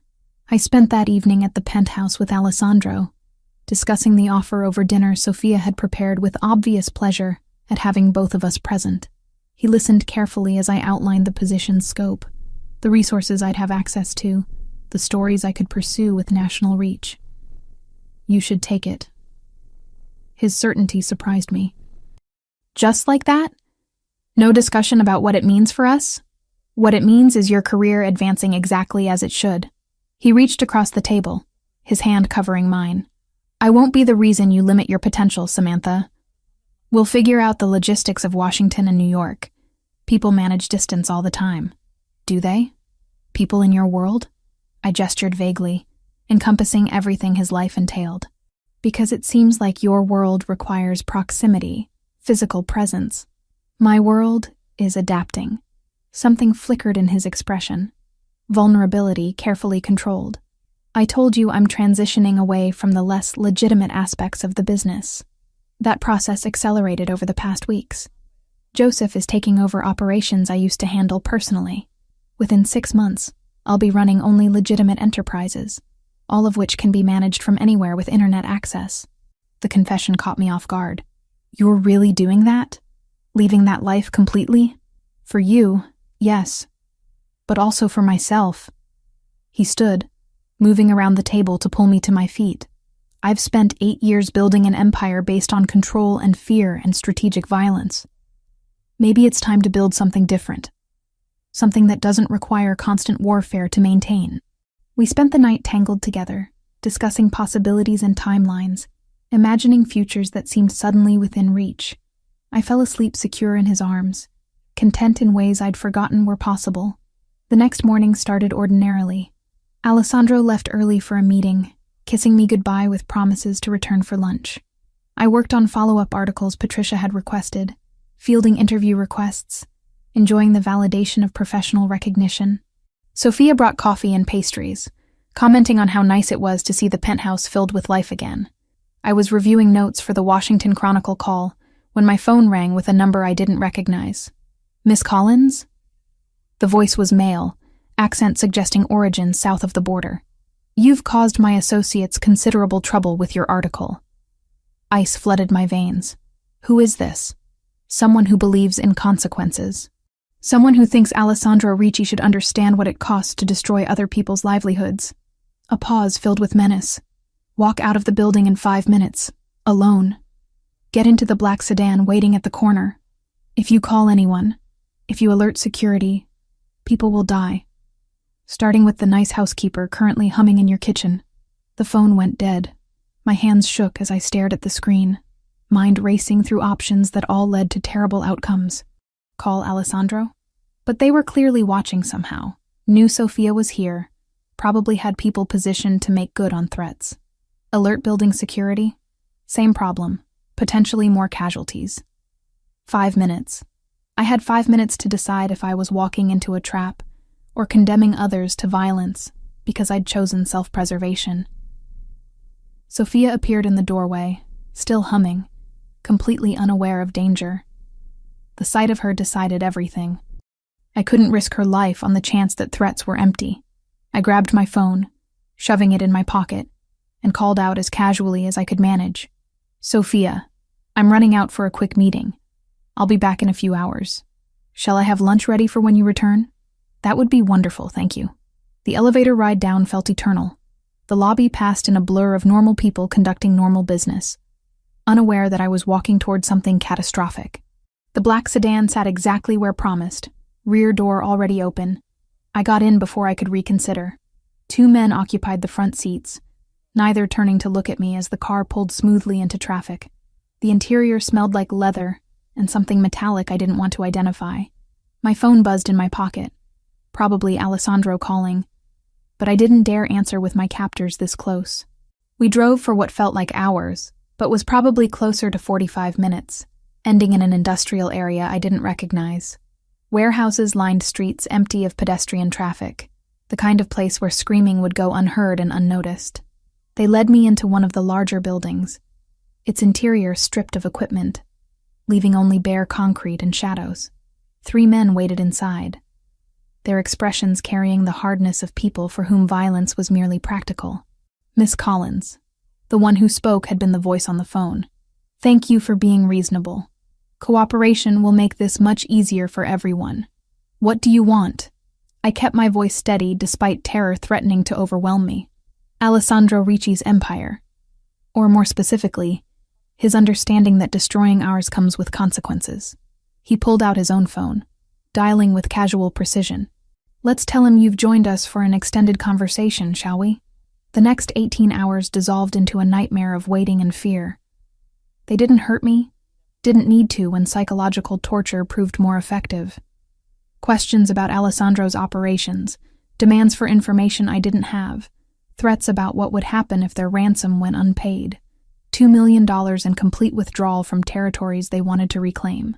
Deliver both within 24 hours or I'd disappear the same way other problems disappeared in their world.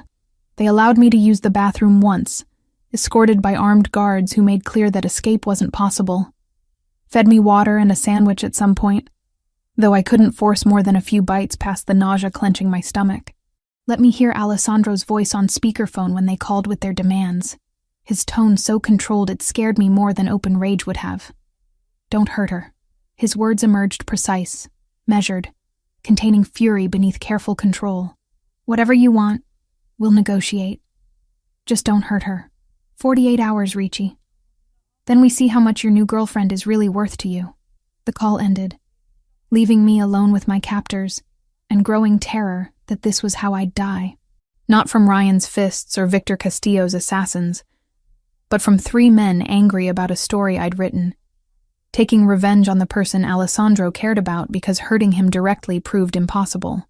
I thought about Julia, about Alessandro finding his sister 3 hours too late, carrying that guilt for 8 years, about how finding me dead would destroy whatever progress he'd made toward healing.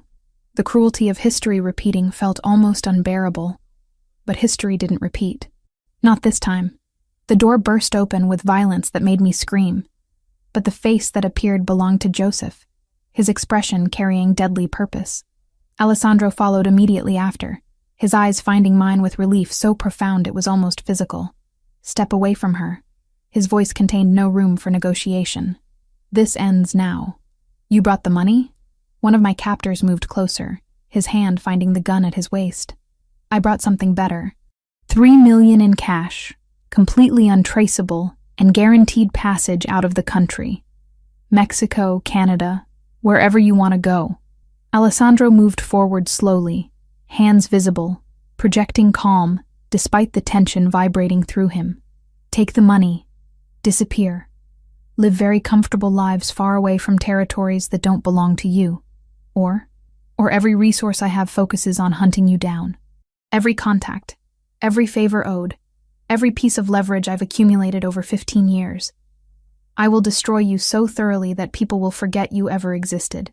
His voice dropped lower, colder, but that's messy and time-consuming, and keeps my people occupied when they could be doing more productive things. So I'm offering you a clean exit. Smart people take clean exits. The negotiation continued for what felt like eternity, but was probably 10 minutes. Alessandro's control never wavered, despite what I could see bubbling beneath the surface, rage and terror, and something else I couldn't quite identify. Finally, my captors agreed, greed and pragmatism overcoming whatever revenge they'd been seeking. Joseph produced duffel bags filled with cash I didn't want to think about the source of, documents promising safe passage, probably as fake as Alessandro had indicated they would be. The exchange happened quickly, professionally, as if hostage negotiations were merely business transactions to be conducted with appropriate efficiency. And then I was free, Alessandro's arms around me as Joseph secured the scene, my captors disappearing with their blood money into whatever fate Alessandro had actually arranged for them.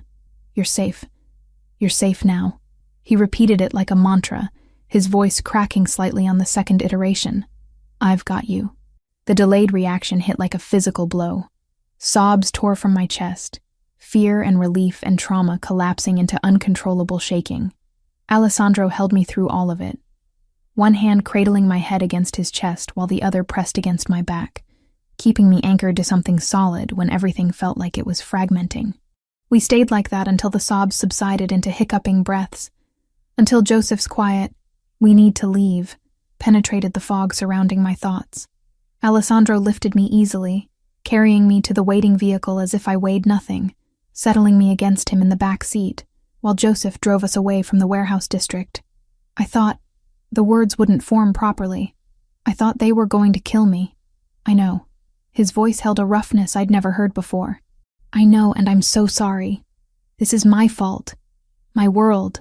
My enemies, Stop. I pulled back enough to see his face, shocked by the tears tracking down his cheeks. This isn't your fault. It is, though. It's exactly my fault. His hand came up to cup my face, thumb brushing away my own tears. When Joseph called to tell me you'd been taken, I was back in that moment 8 years ago. Finding out Julia had been grabbed, knowing I'd failed her, terrified I'd fail again. His voice broke completely. I couldn't lose you, Samantha. I can't lose you the way I lost her. You didn't lose me. I'm here. I'm safe because you found me in time. 18 hours. You were terrified for 18 hours because of me. The guilt in his expression was devastating. Because you wrote a story exposing people I'd helped you expose. Because you became visible in ways that made you a target. Because loving you made you vulnerable to people who want to hurt me. Alessandro, I love you. The confession emerged raw and honest. I'm in love with you, and it almost got you killed. That's the reality of my world, Samantha. That's what caring about me costs. The declaration should have been romantic, should have felt like a victory. Instead, it carried the weight of everything we'd both been through, all the trauma and fear and impossible choices that had brought us to this moment. I love you too. I said it quietly. Certainly. Despite everything. And yes, your world is dangerous and complicated and probably inadvisable in multiple ways. But you saved me, Alessandro. You found me in time. You did what you couldn't do for Julia. His arms tightened around me, his face buried against my hair as he cried in a way I suspected he hadn't allowed himself to since his sister's funeral. Joseph drove in silence, giving us privacy for this moment of complete vulnerability. By the time we reached the penthouse, the tears had stopped, replaced by exhaustion so profound I could barely stand. Alessandro carried me again, bringing me to his bedroom, helping me shower and change into comfortable clothes with gentle efficiency. Sophia appeared with tea and soup, her expression worried, but asking no questions. Sleep. Alessandro settled beside me, pulling me against his chest. Everything else can wait until you've slept. I drifted off, surrounded by his warmth and the steady rhythm of his heartbeat. Knowing that tomorrow would bring difficult conversations about Washington and safety, and whether love was enough to justify the danger his world represented. But for tonight, survival felt like enough. We were both alive, both safe, both damaged but together. Sometimes that had to be sufficient. Recovery proved more complicated than surviving. The trauma therapist Alessandro arranged specialized in kidnapping victims. Her office deliberately designed to feel safe rather than clinical.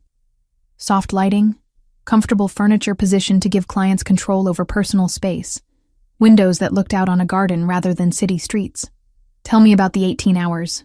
Dr. Rebecca Hale sat across from me during our first session, her voice gentle but direct. Not the facts, but what you felt, what you experienced internally. I'd tried describing it. The suffocating helplessness of being completely powerless. The way time stretched and compressed simultaneously, minutes feeling like hours while hours vanished into terrified haze. The certainty that I would die, that Alessandro would find me too late, that history would repeat itself in the cruelest possible way. I kept thinking about his sister. The words emerged hoarse, raw, about how he'd failed to save her, how finding me dead would destroy him. That felt worse than dying somehow, knowing my death would cement his guilt forever. That's a remarkable amount of empathy for someone experiencing severe trauma. Dr. Hale made notes on her tablet. You were more concerned about his emotional well-being than your own survival. Both. I was terrified for myself, but also terrified of what it would do to him if they killed me. I wrapped my arms around myself, suddenly cold, despite the room's comfortable temperature. Does that make sense? It makes perfect sense for someone in love with a man who's already experienced catastrophic loss. She set aside her tablet. Love doesn't stop during crisis, Samantha. It often becomes more acute, more desperate. You were trying to survive both physically and emotionally, protecting yourself and him simultaneously. The sessions continued 3 times per week, gradually untangling the knots of trauma and fear and complicated love. Alessandro attended 2 sessions at Dr. Hale's request, sitting beside me as we discussed his guilt, his terror, his desperate need to protect what he couldn't afford to lose again. I can't promise I'll never be in danger again, I'd told him during one particularly difficult session. My career puts me in risky situations. Investigative journalism means talking to dangerous people, exposing criminal behavior, making enemies who might retaliate. I know. His hand had found mine, fingers interlacing with familiar certainty. But that's your choice to make, your risk to accept. I can't protect you from consequences of your own decisions. I can only make sure you have resources and support when facing those consequences. That's healthier thinking than 3 weeks ago, Dr. Hale had observed. Progress. Progress felt gradual and inconsistent. Some days I woke without immediate panic, comfortable in Alessandro's bed, secure in the knowledge of guards outside and Sophia's presence in the kitchen. Other days, unexpected sounds sent adrenaline flooding through my system, my body remembering captivity before my mind could rationalize current safety. Alessandro never pushed, never demanded more than I could give. He'd rearranged his schedule to be present most mornings, staying through breakfast before reluctantly leaving for meetings and business obligations. Sophia became a constant comforting presence, preparing meals I actually ate, talking about anything except kidnapping and cartels and fear.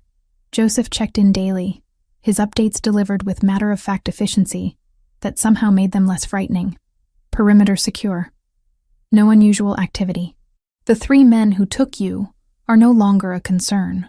I didn't ask what no longer a concern meant specifically. Some knowledge felt better left unexamined. 3 weeks after the kidnapping, I felt stable enough to make decisions about the future, rather than just surviving the present. The Washington Chronicle had been patient, extending their offer despite my inability to commit immediately. Now, sitting across from Alessandro at breakfast, I raised the topic that had been simmering in the background. I want to take the position in D.C. I said it simply, watching his face for reaction. I know it complicates things between us, but this is the opportunity I've been working toward my entire career. I can't let fear make me turn it down. I never expected you to turn it down. He set down his coffee, giving me his full attention. I told you before, I won't be the reason you limit your potential. We'll make it work. How? You're based here. Your business, your operations, everything is in New York. My legitimate businesses can be managed remotely. The less legitimate operations are being transferred to Joseph permanently. He reached across the table, his hand covering mine.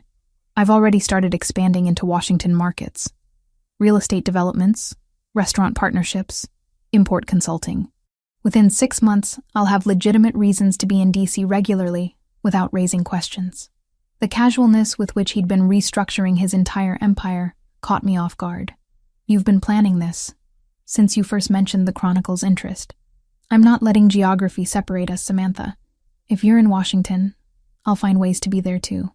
We'll figure out the logistics of dividing time between cities until we decide where to build something permanent. Something permanent. The phrase hung between us, weighted with implications I wasn't quite ready to examine. Like what? Like whatever we want it to be. A relationship that exists in 2 cities, eventually maybe consolidating to one. Marriage, if that's something you'd consider down the road. Children, if you want them. Or just partnership. Building careers and lives that complement each other. His expression softened. I'm not trying to pressure you into specific timelines or expectations. I'm saying I'm committed to figuring this out together, whatever form that takes. The conversation continued through breakfast and into the morning, discussing practicalities and timelines and security arrangements. Alessandro insisted on establishing a protection detail in D.C., a team led by Joseph's cousin who ran operations on the East Coast. I resisted initially, still bristling at the idea of constant surveillance, but the memory of that warehouse eventually convinced me that reasonable precautions weren't the same as suffocating control. They'll be discreet, Alessandro promised. You won't know they're there most of the time, but if something happens, if you need help, they'll respond immediately. Fine. But I get to meet them first, approve the arrangements. No strangers shadowing me without my knowledge. Agreed. His relief was palpable. Thank you for accepting this. I know it grates against your independence. Independence doesn't mean stupidity. I know I'm safer with protection than without it. I stood, moving to look out the window at the city sprawling below. But Alessandro, we need to talk about Ryan. What about him? You've been vague about his situation. I know there's a permanent restraining order, but that didn't stop his investigator from finding me before. What's actually keeping him away now? Alessandro was quiet for a moment, then joined me at the window. Ryan's life is falling apart in ways that have nothing to do with me directly. The obsession with finding you consumed him, made him neglect his actual career. He started making mistakes at work, cutting corners on compliance, falsifying reports to cover up errors. And you're telling me this happened naturally? Without any encouragement? The fraud was entirely his doing. The pressure that led to the fraud, that was partially environmental. Alessandro's voice remained neutral. When someone is stressed, distracted by personal obsessions, they make poor professional decisions. I may have ensured certain business deals he was managing faced unusual scrutiny, creating situations where his attention to detail became critical. So you set him up to fail. I created circumstances where his existing flaws became visible. The fraud itself, the falsified documents, the embezzlement from client accounts, that was all Ryan's choice. He turned to face me directly. My lawyers collected evidence and provided it to appropriate authorities. The district attorney's office issued an indictment last week. Ryan is facing multiple felony charges that will likely result in significant prison time. The information should have brought satisfaction. Instead, I felt only tired resignation.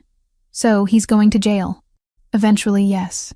His lawyers are negotiating a plea agreement, trying to minimize the sentence.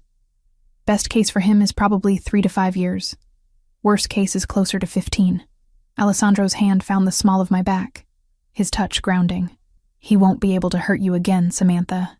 The restraining order is permanent, and even after serving time, he'll be under supervision that prevents contact. Did you arrange the cartel faction's elimination the same way? Creating circumstances, providing information, ensuring specific outcomes? His silence was answer enough. I need you to tell me the truth. I turned to face him fully. What happened to the men who kidnapped me? I paid them $3 million in marked bills. Every note was traceable through serial numbers Joseph had cataloged before the exchange. His voice remained steady, matter of fact. They took the money and fled to Mexico as agreed. Once they crossed the border, I contacted an organization that owed me favors, provided their location, their vehicle description, everything needed to intercept them. And then those men ceased to be a problem for anyone. The Brazilian organization I contracted handled it with efficiency I've come to expect from professionals. He watched my face carefully, gauging my reaction. I promised you I'd handle them. I did. Not personally, not with my own hands, but through channels that achieved the same result. I should have been horrified. Should have recognized this as exactly the kind of calculated violence that made Alessandro's world incompatible with mine. Instead, I felt only a cold pragmatism I hadn't known I possessed. They would have killed me if you'd paid them and let them go free. Probably, eventually. Or sold information about you to others who might want leverage against me. His hand cupped my face, thumb tracing my cheekbone. I won't apologize for eliminating threats to your safety, Samantha. I won't pretend to be civilized when it comes to protecting people I love. I'm not asking you to apologize. I'm asking you to be honest about what protection means in your world. I leaned into his touch, accepting the comfort despite its complicated source. And I'm telling you that I understand. That I'm choosing you anyway, knowing what that choice means. Even knowing I arranged for 3 men to die, even knowing that, the certainty in my voice surprised me. They kidnapped me, terrorized me, would have killed me without hesitation. I'm supposed to feel guilty that they're dead? I don't. I feel relieved. Alessandro pulled me close, his arms wrapping around me with careful strength. You're more pragmatic than I gave you credit for. I've learned from experience. Sometimes survival requires compromising ideals for reality. I pressed my face against his chest, listening to his heartbeat. But I need you to promise me something. Anything. No more secrets about my safety. If there are threats, if you're taking action, I want to know. Not after the fact. Not when it's convenient. I want to be informed and included in decisions about my own security. Done. The agreement came without hesitation. Full transparency about threats and responses. You have my word.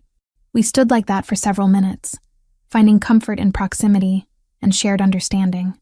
Eventually, Sophia appeared with fresh coffee and a gentle reminder that I had a call scheduled with the Washington Chronicle to finalize details of my new position. The conversation with my new editor lasted an hour, discussing start dates and assignments and expectations. They wanted me in D.C. within 3 weeks, enough time to find housing and relocate. The salary they offered was substantial, nearly double what I'd been making at the Metropolitan Daily. The resources at my disposal for investigations would be equally impressive. "This is happening," I told Alessandro after ending the call. "I'm really doing this. You're really doing this." His pride was evident. "When do you want to start looking at apartments? Next week, maybe? Give me time to finish recovery sessions with Dr. Hale, pack up my things from storage." I pulled up real estate listings on my laptop. The Chronicle offered relocation assistance, but most of what I'm seeing is either tiny or prohibitively expensive.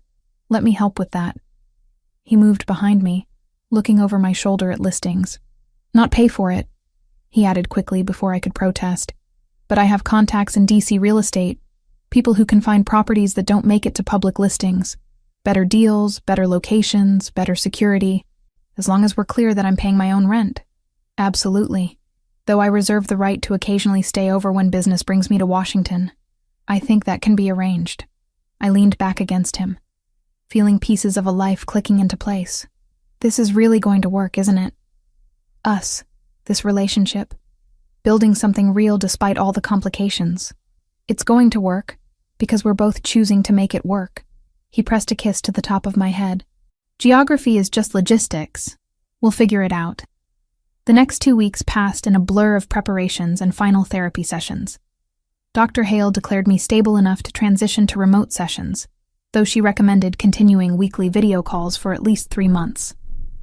I packed the belongings I'd accumulated during my time at the penthouse, sorting through clothes and books and research materials that had become familiar. Sophia cried when I said goodbye, hugging me with fierce affection. "You take care of him, yes? He's been different since meeting you. More human, more happy. I'll take care of him. You take care of yourself." Joseph drove me to Washington on a crisp November afternoon, Alessandro following in his own car with boxes that wouldn't fit in the SUV. The apartment his contacts had found exceeded expectations. A 2-bedroom space in a secure building with parking and natural light and room to actually work comfortably. This is perfect. I walked through empty rooms, imagining how they'd look furnished.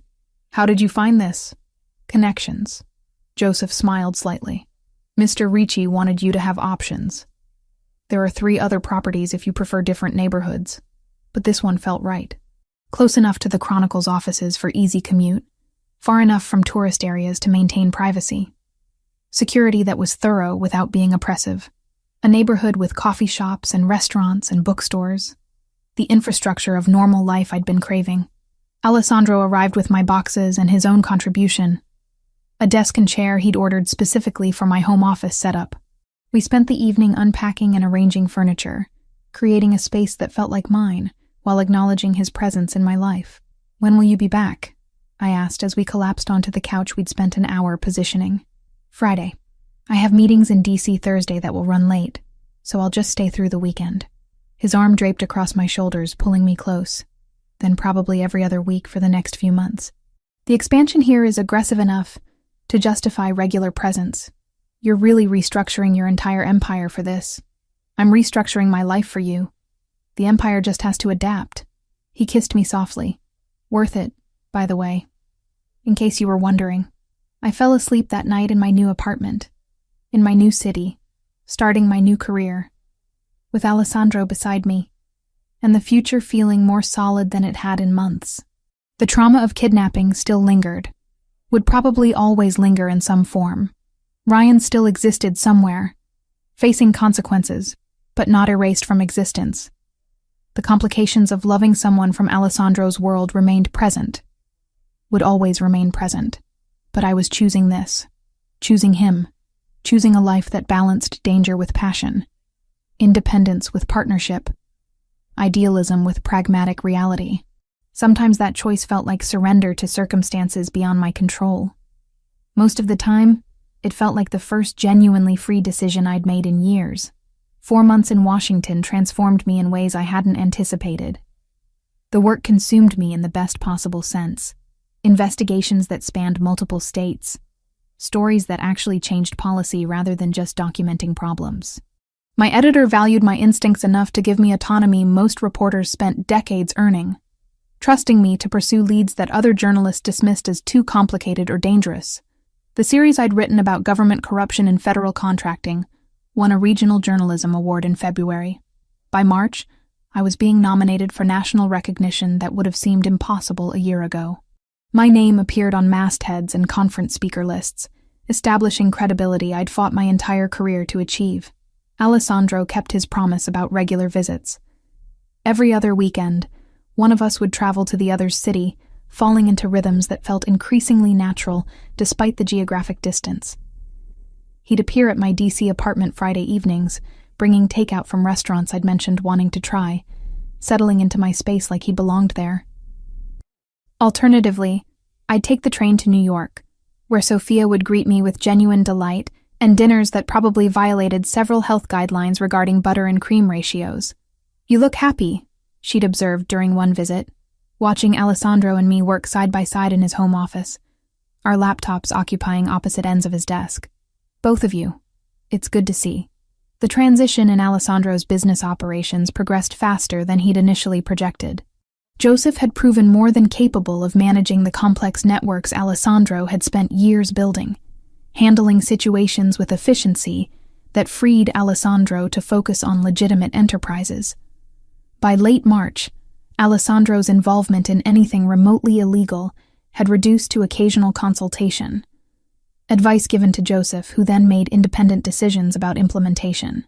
"It's strange," he'd admitted one night in DC, lying in my bed with city lights painting patterns across the ceiling. 15 years building an empire through strategic violence and careful control. And now I'm just another businessman managing real estate portfolios and restaurant partnerships. "Do you miss it?" I'd traced idle patterns across his chest, my head pillowed on his shoulder. "Sometimes I miss the certainty, the clear rules about power and consequences. But mostly I feel relieved." His arm had tightened around me. "I spent years being the person my father trained me to be, the person circumstances demanded. Now I get to choose who I want to become instead. That's worth more than any empire." Joseph became a constant in both our lives, managing security for Alessandro's operations while ensuring my safety remained prioritized. His cousin Marcus led my DC protection detail, a team so discreet I sometimes forgot they existed until situations arose requiring their presence. They'd intervened twice when sources for investigations turned hostile, their efficiency reminding me that my safety still required constant vigilance. "Marcus called this morning," Joseph had told Alessandro during one of my New York visits. 2 attempts to breach the perimeter at Miss Collins's building last week, both handled quietly, neither requiring escalation. "Attempts by whom?" I'd asked, immediately alert. "Competitors trying to intimidate you away from the defense contractor investigation." Marcus made it clear that approach wouldn't be productive. Joseph's expression had remained professionally neutral. "They've ceased contact." The investigation Joseph referenced became my most significant work yet, exposing systematic fraud in military supply contracts worth hundreds of millions. The story ran in April, generating congressional hearings and criminal referrals. My editor promoted me to senior correspondent, citing my ability to handle complex investigations while maintaining personal safety, a skill set apparently rare enough to warrant recognition. "Associate editor position is opening up in 6 months," Patricia had told me during a video call. "If you're interested, I'm recommending you for consideration. You've earned it, Collins." Associate editor. 2 years ago, I'd been serving tables and begging for bylines on community interest pieces. Now I was being groomed for editorial leadership at one of the country's most respected newspapers. The trajectory felt surreal, like someone else's life I'd accidentally stepped into. "You earned this through talent and hard work," Alessandro had reminded me when I'd expressed doubts. "Everything you've achieved, you built yourself. I just made sure you stayed alive long enough to do it." The gala invitation arrived in May, an annual fundraiser for children's literacy that attracted New York's elite philanthropists and business leaders. Alessandro had been invited as a significant donor, his legitimate businesses now generating enough revenue to make charitable contributions that drew positive attention. "Come with me," he'd asked over the phone. "I know galas aren't your favorite, but this one matters. Plus, Sophia has been talking about helping you find a dress for weeks. I think she's desperate to have input."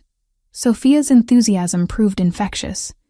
She dragged me to boutiques I couldn't have afforded a year ago, critiquing options with an eye for what would photograph well while remaining comfortable.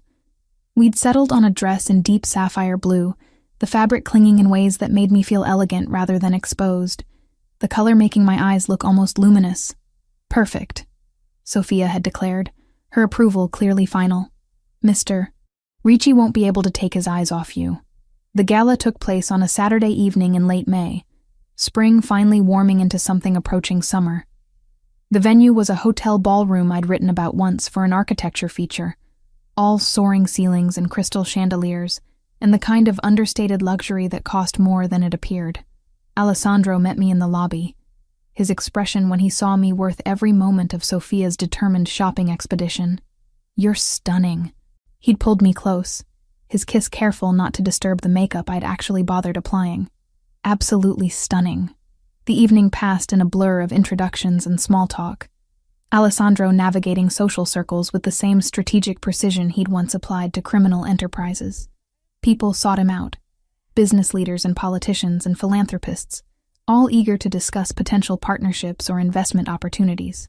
His transformation from feared crime boss to respected entrepreneur seemed complete, at least in public perception. "You're good at this," I'd murmured during a quiet moment between conversations. "The networking, the socializing. You make it look effortless. Years of practice reading people and identifying leverage points. The skills transfer surprisingly well to legitimate business." His hand had found the small of my back, that familiar touch grounding me in the crowd. "Though I'd rather be home with you, eating takeout, and arguing about which streaming service has better content." Around 10 o'clock, the formal program concluded, speeches about literacy and education giving way to music and dancing. Alessandro led me onto the floor, pulling me close as music swelled around us. Other couples creating a buffer of privacy despite the public setting. "I need to tell you something," he'd said quietly, his lips near my ear. "Something I've been planning for weeks." That sounds ominous. Not ominous. Terrifying, maybe, but hopefully in a good way. He'd pulled back slightly, his expression carrying vulnerability I'd learned to recognize. "I love you, Samantha. I'm in love with you in ways I didn't think I was capable of anymore. You've changed everything about how I see the world, about what I want from life." My heart had started pounding, sensing what was coming. "Alessandro, let me finish before I lose my nerve." He'd smiled slightly. 4 months ago, you moved to Washington to build the career you'd been working toward your entire life. I told you we'd make the distance work, that I'd find ways to be present without limiting your potential. I meant that, but I also want more." He'd stepped back then, his hand reaching into his jacket pocket to withdraw a small velvet box. Around us, I'd become aware of people noticing, conversations quieting as attention shifted to us. Alessandro had dropped to one knee with fluid grace, opening the box to reveal a diamond ring that caught light and threw it back in brilliant fragments. "I'm asking you to marry me. Not today, not next month, but eventually, when you're ready. I'm asking you to build a life with me, to take the partnership we've created and make it permanent." His voice had carried clearly despite speaking to me alone. "And I'm promising you that within 1 year, I'll have completely severed all connections to anything illegal. Every operation transferred, every tie cut, nothing remaining except legitimate businesses that you never have to feel conflicted about." The ballroom had gone silent, everyone watching this moment of public vulnerability, from a man known for careful control. I'd been aware of cameras, of witnesses, of the fact that this proposal would probably appear in society pages and gossip columns. None of that had mattered compared to Alessandro's face, hope, and fear and love written clearly for anyone to see. Yes, the word had emerged without hesitation, certainty flowing through me. Yes, I'll marry you. Yes to partnership and permanence and building something real together. He'd stood, sliding the ring onto my finger with hands that trembled slightly, then kissed me with intensity that made me forget we had an audience. Applause had erupted around us, genuine and enthusiastic, celebrating a moment that probably seemed like simple romance to people who didn't understand everything it represented. The rest of the evening had passed in congratulations and champagne, well-wishers offering blessings for our future. I'd caught Joseph watching from the security perimeter, his expression carrying approval, and something that might have been relief. Even Sophia had appeared briefly, having somehow learned about the proposal, her eyes wet with happy tears as she'd hugged us both. 10 months later, I stood in the rural properties garden, watching preparations for the small wedding we'd planned. November had arrived with crisp air and trees painted gold and orange. The landscape transformed from when I'd lived here in frightened isolation. Now it felt like reclamation, taking a place associated with fear and filling it with celebration instead. "The caterers just arrived," Sophia called from the house, her organizational skills deployed in service of creating the perfect intimate ceremony. "And the florist needs to know where you want the arrangements positioned." "I'll handle it," Alessandro said, appearing beside me with coffee and a kiss. "You're supposed to be relaxing." I'm too excited to relax. The ring on my finger caught morning light, the symbol of promises kept and futures chosen. Can you believe this is actually happening? After everything we've been through? Yes, absolutely. He'd wrapped his arms around me from behind, his chin resting on my shoulder as we looked out at the garden together. "You ran into my office terrified and desperate, and somehow we ended up here, building a life neither of us planned, but both of us chose." The year since his proposal had brought changes that fulfilled every promise he'd made. Alessandro now operated exclusively legitimate businesses. His criminal empire transferred completely to Joseph's management, with clear separation maintained between their operations. Auditors had verified the legitimacy of Alessandro's current enterprises, his taxes paid properly, his business practices scrutinized and approved by authorities who'd once considered him a target for investigation. My own career had continued its upward trajectory. The associate editor position had materialized as promised, my promotion announced in August, with responsibilities that included mentoring junior reporters and shaping investigative coverage. The work satisfied me in ways I'd never quite achieved as a solo journalist, combining my instincts for stories with opportunities to help others develop their own capabilities. Ryan existed somewhere in the federal prison system, serving a 5-year sentence for fraud and stalking-related charges. His lawyers had negotiated the plea agreement Alessandro's team had structured, accepting consequences that effectively ended his previous life. I rarely thought about him anymore. That chapter closed so thoroughly it felt like it belonged to someone else's history. The cartel faction that had kidnapped me had been handled exactly as Alessandro promised, eliminated by Brazilian organizations he'd contracted for that specific purpose.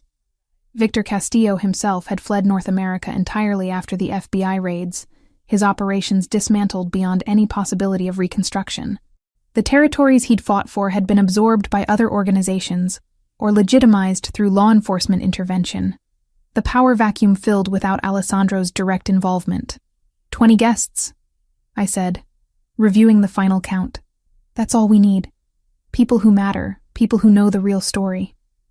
Sophia insisted on cooking despite my offers to hire professional caterers. Something about wanting to feed people who are family. Alessandro smiled against my hair. Joseph is serving as best man, as planned.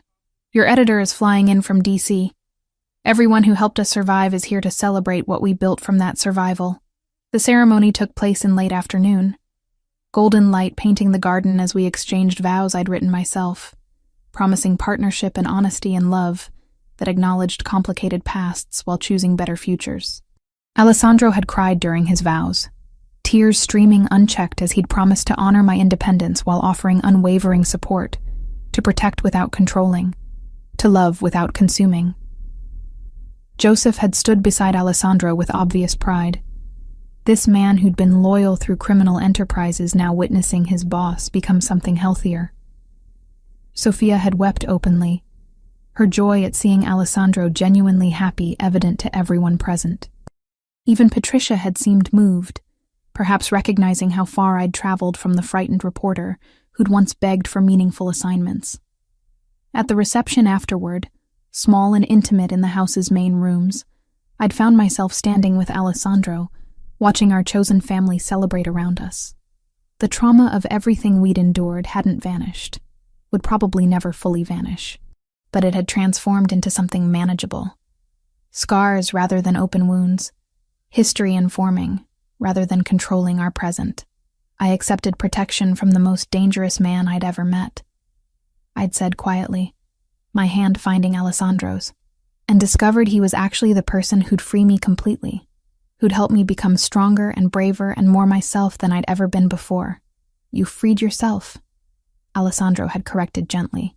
You made choices that required more courage than most people possess. I just made sure you survived long enough to become who you were always meant to be. Then we freed each other. I'd kissed him softly, tasting champagne and promise. That sounds about right. The evening had dissolved into music and laughter, toasts offered by people who knew our real story and celebrated anyway.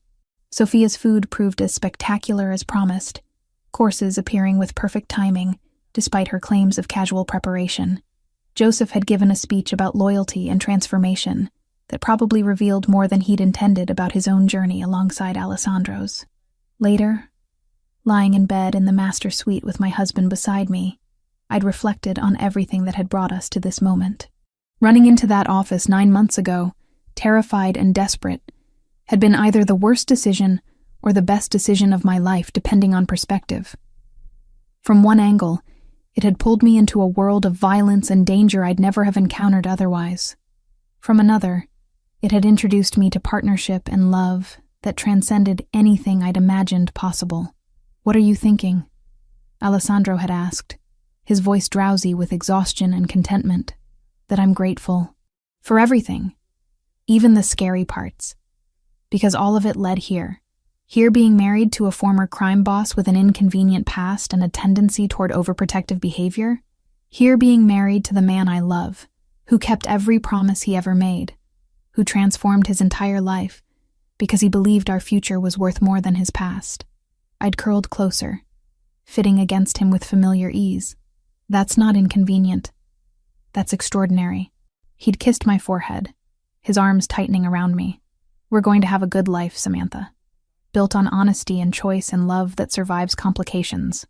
We already do, I'd whispered, sleep pulling me under. We already do. And in that moment,